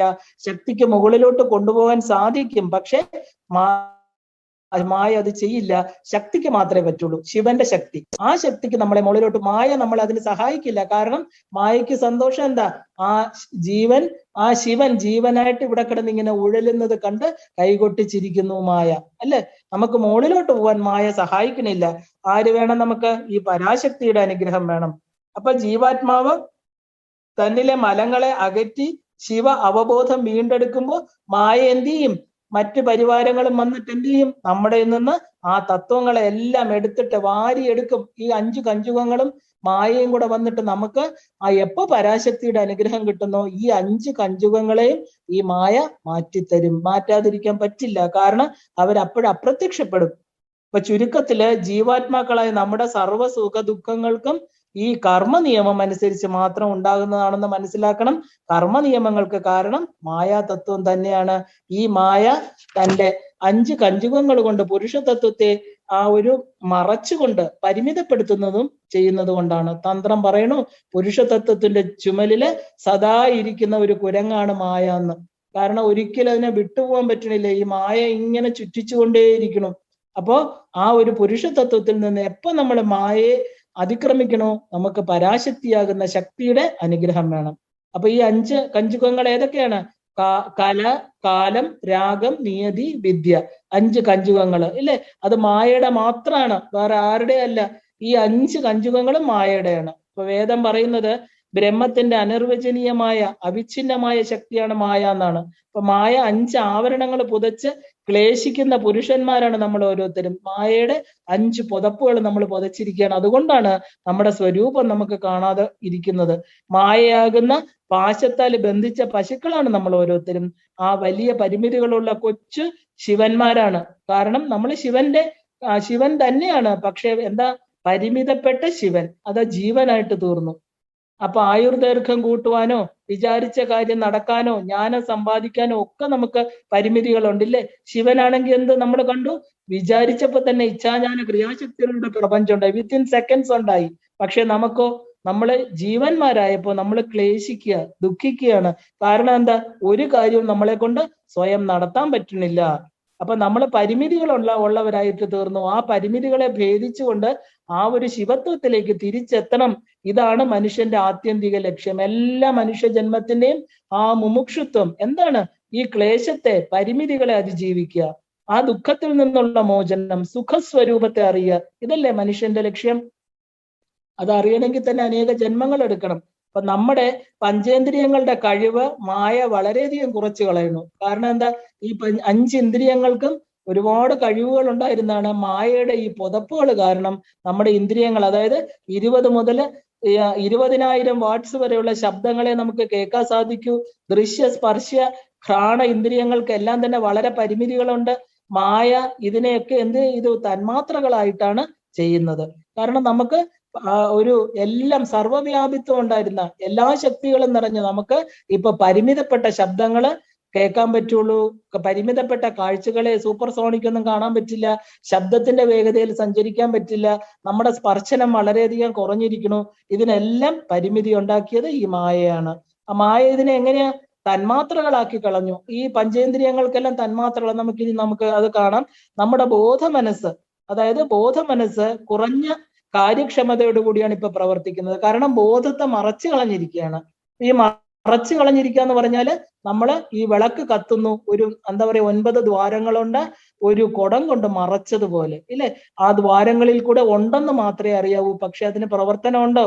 ദക്ഷിണാമൂർത്തി സ്തോത്രത്തിൽ പറയുന്നു 9 ദ്വാരങ്ങൾ കൊണ്ട് ആ ശരീരമാകുന്ന ആവരണം ഈ ബോധത്തെ മറച്ചിരിക്കണമെന്നല്ലേ? ഇതാണ് മായയുടെ പ്രവൃത്തി. മായയാണ് ഇതൊക്കെ ചെയ്യുന്നത്. കാരണം ഈ 5 കഞ്ചുകങ്ങള് നമുക്ക് നോക്കാം എങ്ങനെയാണ് നമ്മുടെ ഈ ബോധത്തെ മറച്ചു വെച്ചിരിക്കുന്നത്. ആദ്യം കാലതത്വം എടുക്കാം. ഈ കാലതത്വം എന്ന് പറയുന്നത് ജീവാത്മാവിന്റെ പ്രജ്ഞാനത്തിന്റെ അനശ്വരത്വം എടുത്തു കളഞ്ഞ് അതിനെ എന്ത് ചെയ്തു? ഒരു നിശ്ചയിച്ച സമയത്തേക്ക് മാത്രം ലോകത്തില് നിലനിൽക്കാൻ കഴിവുള്ള ഒന്നാക്കി മാറ്റി. അതിനെ പരിമിതപ്പെടുത്തി കളഞ്ഞു. കാരണം എങ്ങനെയാ പരിമിതപ്പെടുത്തിയത്? ഭൂതം, വർത്തമാനം, ഭാവി, 3 കാലങ്ങള് ജീവാത്മാവിനെ തളച്ചിട്ടിരിക്കുകയാണ്. കാരണം എല്ലാ ജീവാത്മാക്കൾക്കും ഭാവി കാലം, ഭൂതകാലം, വർത്തമാനകാലം എന്ന് പറയുന്ന കാലത്തിന്റെ 3 തലങ്ങള്. അപ്പൊ എല്ലാ അനുഭവങ്ങൾക്കും കാലത്തിന്റെ മുദ്രയുണ്ട്. അതനുസരിച്ച് വരികയും പോവുകയും ചെയ്യും. ജീവാത്മാവിന് നിശ്ചയിച്ച സമയമാണ് കാലം. എത്ര കാലം ഇവിടെ ജീവിക്കണം, ഇതെല്ലാം നിശ്ചയിക്കുന്നത് ആരാണ്? കാലം. അപ്പൊ തന്ത്രയിലെ കാലത്തിന് ശുദ്ധകാലമെന്നും അശുദ്ധകാലമെന്നും രണ്ട് പ്രവർത്തന രീതികൾ പറയുന്നുണ്ട്. ശുദ്ധകാലം എന്ന് പറയുന്നത് അശുദ്ധകാലം എന്ന് പറയുന്നത് ഘടികാരം കൊണ്ട് അളക്കുന്ന കാലം. നമ്മൾ ഒരു ക്ലോക്കിൽ നോക്കുന്നത് അശുദ്ധകാലം. പക്ഷെ ശുദ്ധകാലം എന്ന് പറയുന്നത് ദൈവകാലമാണ്. ദൈവികമായിട്ടുള്ള കാര്യങ്ങൾ സംഭവിക്കുന്നത് ശുദ്ധകാലത്താണ്. അപ്പൊ അശുദ്ധകാലത്ത് അത് സംഭവിക്കില്ല. നമ്മൾ ശരീരത്തോടു കൂടി ഇരിക്കുന്നത് ഘടികാരം കൊണ്ട് നമ്മൾ അളന്ന് നമ്മൾ എന്താ ശുദ്ധകാലത്ത് അശുദ്ധകാലത്ത് എന്നൊക്കെ പറയുന്നുണ്ട്. ഘടികാരത്തിലെ ടൈം അല്ല ശുദ്ധകാലം. ഈശ്വരൻ, അതായത് ശരിക്കും ശുദ്ധകാലം എന്ന് പറഞ്ഞാൽ രാവിലെ 3 മണി മുതൽ 5 മണി വരെ കാലത്തിന് നമുക്ക് ശുദ്ധകാലം. കാരണം ശുദ്ധ ബോധമായിട്ടിരിക്കുന്ന നമ്മുടെ മനസ്സ് ബോധവുമായിട്ട് ചേർന്ന് ഉണരുന്ന സമയം. അതിനെയാണ് നമ്മൾ ഏറ്റവും പ്രധാനമായിട്ട് കാണുന്ന ഏറ്റവും നല്ല കർമ്മങ്ങൾ ചെയ്യാൻ. എത്ര ഒരു വലിയ കള്ളു കുടിക്കുന്ന ആളിന് പോലും 3 മണിക്ക് എണീറ്റ് കള്ളു കുടിക്കാൻ പറ്റില്ല. കാരണം നമ്മുടെ സത്വപ്രധാനമായിരിക്കുന്ന ആ ഒരു ശിവബോധവുമായിട്ട് നമ്മുടെ മനസ്സ് ചേർന്നിരിക്കുന്ന സ്ഥലം, അതിനെയാണ് ശുദ്ധ സമയം എന്ന് പറയുന്നത്. അപ്പോ ഈ അശുദ്ധ സമയം എന്ന് പറയുന്ന ബാക്കി രാത്രിയാണ് ഏറ്റവും കൂടുതൽ അശുദ്ധ സമയം. നമ്മുടെ ഇന്ദ്രിയങ്ങളെല്ലാം പ്രവർത്തനക്ഷമമല്ലാതെ ഈ പറയുന്ന ആസുരിക ശക്തികൾക്ക് വഴങ്ങുന്ന സമയമാണ് രാത്രി കാലങ്ങൾ. അപ്പോ ഈ അശുദ്ധ സമയം എന്ന് പറയുന്നത് നമ്മൾ ഘടികാരം കൊണ്ട് ദൈവസമയത്തെ അളക്കാൻ പറ്റില്ല. അപ്പോ അശുദ്ധ സമയത്താണ് അശുദ്ധ കർമ്മങ്ങൾ കൂടുന്നത്. അപ്പൊ മനുഷ്യ മനസ്സില് കാലത്തിന്റെ സ്വാധീനം വളരെയധികം ഉണ്ട്. ഇപ്പൊ ഗ്രീക്കുകാർ സമയത്തെ ഈ കൈറോസ് എന്ന് പറഞ്ഞാൽ ശുദ്ധ സമയം, ക്രോണോസ് എന്ന് പറഞ്ഞാൽ അശുദ്ധ സമയം, ഇങ്ങനെ രണ്ടായിട്ട് തരംതിരിച്ചിരുന്നു. ഇനി ഇതാണ് കാലതത്വം. ഈ 5 കഞ്ചുകങ്ങളില് മായ നമ്മളെ പറ്റിക്കുന്നത് എന്താ? ആദ്യം നമ്മളെ ആ ഒരു പൂർണ്ണത്വത്തെ 3ആയിട്ട് തിരിച്ചു കളഞ്ഞു. കാലം കൊണ്ട് പരിമിതപ്പെടുത്തി. എത്ര കാലം? കാരണം നമ്മളെന്താ ഇപ്പൊ ശരീരബോധത്തിൽ വന്നപ്പോ ശരീരം എത്ര കാലം ജീവിച്ചിരിക്കുള്ളൂ, ഭൂതം ഭാവി വർത്തമാനം ഉണ്ടെന്ന് പറഞ്ഞ് ഈ ഒരു ജീവാത്മാവിനെ അതിൽ തളച്ചിട്ടു. അപ്പൊ ആദ്യത്തെ കഞ്ചുകം പുതപ്പ് നമ്മൾ പുതച്ചു, അതാണ് കാലം. രണ്ടാമത്തത് എന്താ? കലാതത്വം. രണ്ടാമത്തത് കല. പരമമായിരിക്കുന്ന സർഗശക്തിയെ പരിമിതപ്പെടുത്തി വെറും സാധാരണക്കാരായി മാറ്റുന്നതാണ് കല. അപ്പൊ ഈ പറയുന്ന ശിവന്റെ പൂർണ്ണമായ ക്രിയാശക്തി വെറും പരിമിതമായിരിക്കുന്ന പ്രവൃത്തിയായിട്ട് മാറുന്നു. ആത്മീയ ജ്ഞാനത്തിലുള്ള ആത്മാവിന്റെ ആ വാഞ്ച എല്ലാം തന്നെ കലാതത്വമാണ്. അപ്പോ രണ്ടാമത്തെ തത്വം എന്താണ്? കല. അതായത് നമുക്കുള്ള ഗ്രഡേഷൻ, നമ്മൾ എങ്ങനെയാണ് ഇതായി തീർന്നു എന്നുള്ളത്. മൂന്നാമത്തത് നിയതി. നിയതി എന്നാൽ കാലമാകുന്ന ചരടിൽ കോർത്തിരിക്കുന്ന വിധികള്. നമുക്ക് വിധിന്യായങ്ങളുണ്ട്. കാരണം നമ്മൾ കർമ്മങ്ങൾക്ക് അധീനം. മനുഷ്യനായപ്പോ എന്ത് ചെയ്തു? നമ്മുടെ അപരിമേയമായിരിക്കുന്ന ശക്തിയെ മറന്ന് കാർമ്മികമല്ല നമ്മളെ പിടികൂടി കർമ്മങ്ങൾക്ക് അധീനരായി. നമ്മള് കർമ്മഫലം. അപ്പൊ ഈ കർമ്മഫലങ്ങളെല്ലാം വിധി എന്ന് പറയുന്ന കർമ്മഫലമാണ്. നിയതി എന്ന് പറയുന്നത് എന്താ? കാലമാകുന്ന ചരടില് നമ്മുടെ വിധികളെല്ലാം എഴുതി തൂക്കിയിരിക്കുക. അവിടെ ഓരോ വിധികൾ, ഇന്ന ആൾക്ക് ഇന്ന വിധി എന്ന് പറഞ്ഞ് ആ ഒരു വിധി എന്നാല് ഒരു ക്ലിപ്ത സമയം, ആ ക്ലിപ്ത നേരത്തേക്ക് ഉണ്ടായിരിക്കാൻ മാത്രം വിധിക്കപ്പെട്ടു. ചില കർമ്മങ്ങൾ, ചില അനുഭവങ്ങൾ അവിടെ ഉണ്ടാകും. ആ വിധിക്കപ്പെട്ട സ്ഥലം ഇത് എങ്ങനെയാ വരുന്നത്? കർമ്മഫലങ്ങളിൽ കൂടി നിയതിയാണ് ഉണ്ടാക്കുന്നത് ഇത്. അപ്പൊ സ്വന്തം കർമ്മഫലങ്ങൾക്ക് അനുസൃതമായിട്ട് ആത്മാവിന് വന്നു ചേരുന്ന അനുഭവങ്ങളാണത്. അപ്പൊ നിയതിയും മായയെ പോലെ തന്നെ ജീവാത്മാവിന് ചുറ്റും ഒരു മുള്ളിവേലി കെട്ടിയിരിക്കുകയാണ് നിയതി. അപ്പൊ കർമ്മ നിയമങ്ങൾ നിലവിൽ വരുന്നത് നിയതി തത്വത്തിൽ കൂടിയാണ്. അപ്പൊ കാലം, നിയതി. മൂന്നാമത്തത് എന്താണ്? രാഗതത്വം. ജീവാത്മാവിന്റെ ഈ ജ്ഞാനശക്തികളെ വെറും ആഗ്രഹങ്ങളാക്കി മാറ്റുന്നതാണ് രാഗം. ഭഗവാന്റെ രാഗം എന്താ? അദ്ദേഹത്തിന് ഈക്ഷണ സ്വഭാവം. എപ്പോഴാണോ സൃഷ്ടിക്കുള്ള ആഗ്രഹം വന്നപ്പോഴത്തേക്ക് രാഗം എന്ന് പറഞ്ഞാൽ ആഗ്രഹം എന്നും അർത്ഥമുണ്ട്. അപ്പോ ആ ഒരു ഇച്ഛാജ്ഞാന ക്രിയാശക്തികളെ കൊണ്ട് ആ ഒരു മിനിറ്റിനകം തന്നെ പ്രപഞ്ചം ഉണ്ടാക്കി. പക്ഷെ മനുഷ്യന്റെ തലത്തിൽ, ജീവാത്മാവിന്റെ തലത്തിൽ വന്നപ്പോ ഇത് സാധാരണ ആഗ്രഹം. നമുക്ക് ചുമ്മാ ആഗ്രഹിക്കാം. നമ്മൾ പറയും എന്താ പറയാ, ഒരു മനുഷ്യൻ ചിന്തിക്കുന്നു, ദൈവമെല്ലാം തട്ടിക്കളയുന്നു, അല്ലെ? ഗോഡ് ഡിസ്പോസസ്, അല്ലെ? അത് ആ തലത്തിൽ നമ്മളെ കൊണ്ട് എത്തിച്ചു. കാരണം ഒന്നും നമ്മളെ കൊണ്ട് സാധിക്കില്ല, വെറും ആഗ്രഹങ്ങളാക്കി മാറ്റുക. മാൻ പ്രൊപ്പോസസ്, ഗോഡ് ഡിസ്പോസസ്. അപ്പൊ അതാണ് ആ തലത്തിൽ നമ്മൾ എത്തി. പണ്ട് ഈശ്വരനായിരുന്നപ്പോ എന്താ? ആഗ്രഹിച്ചപ്പോ തന്നെ കാര്യങ്ങൾ നടക്കുമായിരുന്നു. ഇപ്പൊ അതെന്തായി? വെറും രാഗം, അഭിനിവേശം, ആഗ്രഹങ്ങളായിട്ട് പരിമിതപ്പെടുത്തി. പരമശിവന്റെ ഇച്ഛ എന്ന് പറയുന്നത് സർവശക്തമാണ്. ഇച്ഛ വന്നപ്പോൾ തന്നെ ജ്ഞാനവും ക്രിയയും വന്നു. മനുഷ്യൻ ഇച്ഛ വന്നാൽ എന്ത് ചെയ്യണം? പക്ഷെ ജ്ഞാനം വന്ന് ക്രിയയാകാൻ വളരെ കാലമെടുക്കും. ചിലപ്പോൾ നടന്നില്ല എന്നും ഇരിക്കും. ആ താമസം, പലരുടെ സഹായം, ഇതൊക്കെ നമുക്ക് വേണം. അപ്പൊ അങ്ങനെ ആ ഒരു മൂന്നാമത്തെ, അതായത് രാഗതത്വം നമ്മളെ മൂന്നാമത്തെ പുതപ്പ് കൊണ്ട് പുതപ്പിച്ചു. നാലാമത്തെ പുതപ്പ് വിദ്യാതത്വം, അതായത് ജീവാത്മാവിന്റെ സർവജ്ഞാനശക്തിയെ ഭൂതം ഭാവി വർത്തമാനം എല്ലാം ഉടനെ അറിയാനുള്ള കഴിവ് പരിമിതപ്പെടുത്തി വെറും ഭൗതിക അറിവുകളാക്കി മാറ്റി. പണ്ട് ത്രികാലജ്ഞാനികളായിരുന്നു മനുഷ്യര്. അവന്റെ ആത്മാവ്, അവന്റെ ഭൂതകാലവും ഭാവി കാലവും വർത്തമാനകാലവും എല്ലാം അറിയാനുള്ള കഴിവുണ്ടായിരുന്നു. ഇന്ന് ഒരു വൃത്തം വരച്ചാൽ അതിനപ്പുറം കാണാൻ നമുക്ക് കഴിയില്ല. അങ്ങനെ നമ്മളെ പരിമിതപ്പെടുത്തി മായ തന്റെ 5 കഞ്ചുകങ്ങളിലൂടെ. അപ്പൊ ഇങ്ങനെ 7 ശുദ്ധ അശുദ്ധ തത്വങ്ങളാണുള്ളത്. ഈ പരിപൂർണ ഇനി വരുന്നത് പൂർണ്ണ അശുദ്ധ തത്വങ്ങളായിരിക്കുന്ന 24 എണ്ണമാണ്. ഏറ്റവും പ്രധാനം ഈ അശുദ്ധ തത്വങ്ങളെ കൊണ്ടാണ് മനുഷ്യനെ നിർമ്മിച്ചിരിക്കുന്നത്. ഈ 24 എണ്ണവും ഒരുമിച്ച് മനസ്സിലാക്കിയെങ്കിൽ മാത്രമേ നമുക്ക് ആ ഒരു പൂർണ്ണത കിട്ടുള്ളൂ. അല്ലാതെ വേർതിരിച്ച് മനസ്സിലാക്കാൻ പറ്റില്ല. എന്തായാലും വേർതിരിവില്ലാതെ അവിഛിന്നമായിരിക്കുന്ന പരബ്രഹ്മം, ആ ഒരു പരാസംവിത്ത് അഥവാ ആ ഒരു ആബ്സല്യൂട്ട് സംവിത്ത്, സൃഷ്ടിക്കായിട്ടുള്ള ഇച്ഛ ഉണരുമ്പോൾ ശിവൻ ശക്തിയായി, ശക്തി സദാശിവൻ, ശുദ്ധതത്വം, ശുദ്ധവിദ്യ, ഈശ്വരൻ, 5 ശുദ്ധതത്വങ്ങള്. അപ്പൊ അളക്കാൻ പറ്റാത്തതിനെ എന്ത് ചെയ്തു? അളക്കാൻ പറ്റാത്ത പ്രജ്ഞാനം എന്ന ബോധം, അതാണ് ശിവൻ എന്ന് മറക്കരുത്. ശിവൻ എന്ന പേര് എവിടെ കേട്ടാലും പരമജ്ഞാനം എന്ന് വിചാരിച്ചോളും. സുപ്രീം കോൺഷ്യസ്നസ്, ഇതാണ് ശിവൻ. ആ സുപ്രീം കോൺഷ്യസ്നെസ്സിൽ നിന്ന് നമുക്ക് എന്ത് ചെയ്തു? ഇത് തന്റെ ശക്തിയായിരിക്കുന്ന ശക്തി തത്വം ഉണ്ടാക്കി. രണ്ടും ഒരേ നാണയത്തിന്റെ 2 വശങ്ങളാണ്. അഗ്നിയും ചൂടും നിഴലും നിലാവും പോലെ വേർപിരിക്കാൻ പറ്റാത്ത 2 കാര്യങ്ങള്. ഇച്ഛാശക്തി ഉണ്ടായ ശിവൻ തന്റെ ശക്തിയായിട്ടുള്ള വിമർശം കണ്ണാടിയില് പ്രതിഫലിപ്പിച്ച് ആ ശക്തിയെ വേർപെടുത്തി. തന്നിൽ നിന്ന് വേർപെടുത്തി എന്ന് പറയാൻ ചുമ്മാ നമ്മൾ തോന്നുന്നതാണത്. അപ്പൊ തന്നെ മായ ഉണ്ടായി കഴിഞ്ഞു, വേർപെടുത്തിയില്ല. പക്ഷെ ആ കണ്ണാടിയില് ശിവന് മുഖം നോക്കണം, തന്റെ ആഗ്രഹങ്ങൾ സബലീകൃതമായിട്ട് ശക്തി കാണിച്ചു കൊടുക്കണം. അങ്ങനെ ശിവനെ നോക്കിക്കൊണ്ട് ശിവൻ ഉന്മുഖമായിരിക്കുന്ന വിമർശ ശക്തിയായിട്ട് ശക്തി മാറി. ഈ ശക്തി, അതായത് ആ ഒരു ശക്തിക്കാണ് തന്ത്രശാസ്ത്രം ഏറ്റവും കൂടുതൽ പ്രാധാന്യം കൊടുത്തിരിക്കുന്നത്. ഈ ശക്തിക്ക് പ്രജ്ഞാനത്തെ താഴ്ത്താനും ഉയർത്താനുമുള്ള കഴിവുണ്ട്. അതുകൊണ്ട് തന്ത്രശാസ്ത്രം എന്ന് പറയുന്നത് ടോട്ടലി ബേസ്ഡ് ഓൺ എനർജി. ശക്തി, ദേവിയുടെ പ്രകടനം എന്നൊക്കെ നമ്മൾ പറയുന്നത് അതുകൊണ്ടാണ്. അപ്പൊ ഈ പ്രജ്ഞാനത്തെ, അതായത് ശുദ്ധബോധത്തെ എന്താക്കി? താഴ്ത്താനുള്ള ശക്തിയെ നമ്മൾ മായ, അതിന്റെ ഒരു പരിമിതി ഉണ്ടാക്കിയ ആളാണ് മായ എന്ന് പറയുന്നത്. ശുദ്ധ തത്വങ്ങളിലെ ഈശ്വര തത്വത്തിനാണ് താഴ്ചയുടെയും ഉയരത്തിന്റെ മേൽനോട്ടം വഹിക്കുന്നത്. ഉയർത്തലിന്റെ മേൽനോട്ടം സദാശിവ തത്വമാണ്. ജീവാത്മാക്കൾക്ക് അനുഗ്രഹവും കൃപയും നൽകുന്നത് സദാശിവ തത്വമാണ്.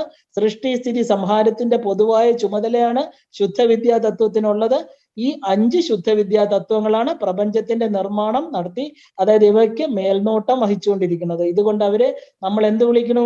ഈശ്വരന്മാരെന്ന് വിളിക്കുന്നു. തന്ത്രത്തില് അവർക്ക് എന്താ പറയുക, ഈ ഡയമെൻഷൻ അപ്പുറത്ത് അദൃശ്യരും വേറൊരു മണ്ഡലത്തില്, വേറൊരു തലത്തില്, അതായത് വേറൊരു ലോകത്തില് നിലനിൽക്കുന്നവരുമാണെങ്കിലും നമുക്ക് പ്രാപ്യരാണ്. കാരണം ഇവര് നമ്മുടെ മണ്ഡലത്തിലല്ല, ഒരു ഭൂമിയിലല്ല ഈ 5 പേര് ഇരിക്കുന്നത്. എവിടെയാണ്? നമുക്ക് അപ്പുറത്തൊരു മണ്ഡലത്തിലാണ്. പക്ഷെ അവരുമായിട്ട് കാരണം അവരിൽ നിന്നും താഴോട്ട് വന്നവരാണ് നമ്മൾ. അവരുമായിട്ടൊരു ബന്ധം നമുക്കുണ്ട്. ആ ഒരു അദൃശ്യ ശക്തികളുമായിട്ടുള്ള സ്നേഹം നമുക്ക് വ്യക്തിബന്ധമായിട്ട് വളർത്തിയെടുക്കണം. അതുകൊണ്ടാണ് ഈശ്വര ആരാധന ചെയ്യുന്നത്. ഇവരുടെ അനുഗ്രഹം കൂടി ഉണ്ടെങ്കിൽ മാത്രമേ നമ്മുടെ പ്രജ്ഞാന വികസനത്തിന്, ഇവരോടുള്ള ഭക്തി സ്നേഹമൊക്കെ ഉണ്ടെങ്കിൽ ഇവരുടെ അനുഗ്രഹത്തോടു കൂടി മാത്രമേ നമ്മുടെ ഈ ഒരു ശിവബോധത്തെ നമുക്ക് അറിയാൻ സാധിക്കൂ. തന്ത്രശാസ്ത്രം ആവരണ പൂജകളൊക്കെ, ബാഹ്യ ആന്തര പൂജകളൊക്കെ പറഞ്ഞിരിക്കുന്ന ഇതുകൊണ്ടാണ്. കാരണം ആവരണ ദേവതകളെ പൂജിക്കൂ.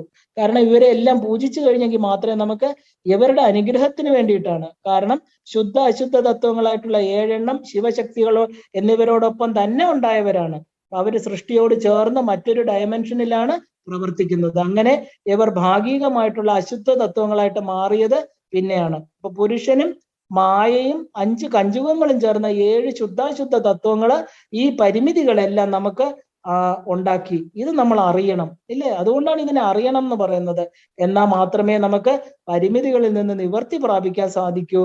ഈ മായയും 5 കഞ്ചുകങ്ങളും കൂടി ശിവനെ പുരുഷനാക്കി മാറ്റി പശുഭാവത്തിലെ പ്രപഞ്ചത്തിൽ കെട്ടിയിട്ടിരിക്കുകയാണ്. അപ്പൊ ജ്ഞാനം, ഭക്തി, കർമ്മം തുടങ്ങി തുല്യമായിട്ട് നിലയിലുള്ള ആ ഒരു പ്രവർത്തനങ്ങൾ നമുക്ക് ഉണ്ടാകണം. പല ഉപാസനാ മാർഗങ്ങൾ ഈ അവബോധത്തിന് വേണ്ടി നമ്മൾ തീർച്ചയായിട്ടും എടുക്കണം. ഉപാസനാ മാർഗങ്ങളെല്ലാം ഇതിനാണ്. അതിന് നമ്മളെ തീർച്ചയായിട്ടും അതിലൂടെ നമുക്ക് ഫലപ്രാപ്തി ഉണ്ടാകും. കാരണം നമ്മൾ ശിവപ്രജ്ഞാനം തന്നെയാണ് ആത്മ മറക്കുകയും ചെയ്തത് കൊണ്ടാണ് നമ്മൾ ഈ ദ്വൈത പ്രപഞ്ചത്തില് ശരീരമെടുത്ത് വീണ്ടും വീണ്ടും വരാൻ കാരണം. ഈ പ്രപഞ്ചം നമ്മുടെ മനസ്സും ശരീരവും ഉണ്ടാക്കിയിരിക്കുന്നത് 24 അശുദ്ധ തത്വങ്ങളെ കൊണ്ടാണ്. നമുക്ക് 2 തരത്തിലുള്ള ശരീരങ്ങളുണ്ട്. നമുക്ക് എല്ലാവർക്കും അറിയാം, സ്ഥൂലവും സൂക്ഷ്മവും, അല്ലെ?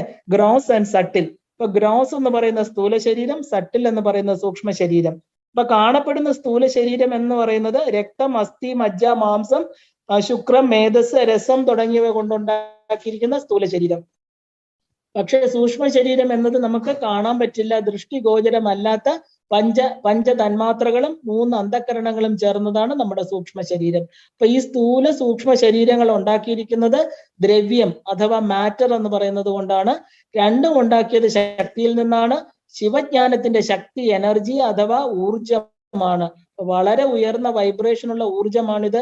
ആ ഒരു വൈബ്രേഷന്റെ തോത് കുറയുമ്പോൾ അത് ദ്രവ്യത്തിന്റെ അവസ്ഥ വന്നു ചേരുന്നതാണ്. ഇതിനൊരു ഉദാഹരണം പറയാം. നമ്മൾ സസ്യങ്ങളുടെ ഫോട്ടോസിന്തസിസ് ആ ഒരു പ്രക്രിയ നോക്കുകയാണെങ്കിൽ നമുക്കിത് മനസ്സിലാവും. ഊർജവും ദ്രവ്യവും തമ്മിലുള്ള ബന്ധം, അതായത് E=mc² എന്ന് നമ്മൾ പഠിച്ച ആ തത്വം, ആ പ്രസിദ്ധമായിരിക്കുന്ന ഐൻസ്റ്റീന്റെ ഫോർമുലയിൽ നിന്ന് നമുക്ക് ഇത് മനസ്സിലാക്കിയെടുക്കാം. അങ്ങനെ 24 അശുദ്ധ തത്വങ്ങൾ കൊണ്ട് നമ്മുടെ ശരീരവും മനസ്സും ഉണ്ടാകുന്നു. ഇതെല്ലാം തന്നെ ശക്തിയുടെ ഊർജമാണ്. ആ എനർജിയുടെ വിവിധ ഫ്രീക്വൻസിയാണ്. ഇവയിൽ ഏറ്റവും ഫ്രീക്വൻസി കുറഞ്ഞവയെ നമ്മൾ മാറ്റർ എന്ന് വിളിക്കുന്നു, അഥവാ ദ്രവ്യം അല്ലെങ്കിൽ വസ്തുക്കൾ എന്ന് പറയുന്നു.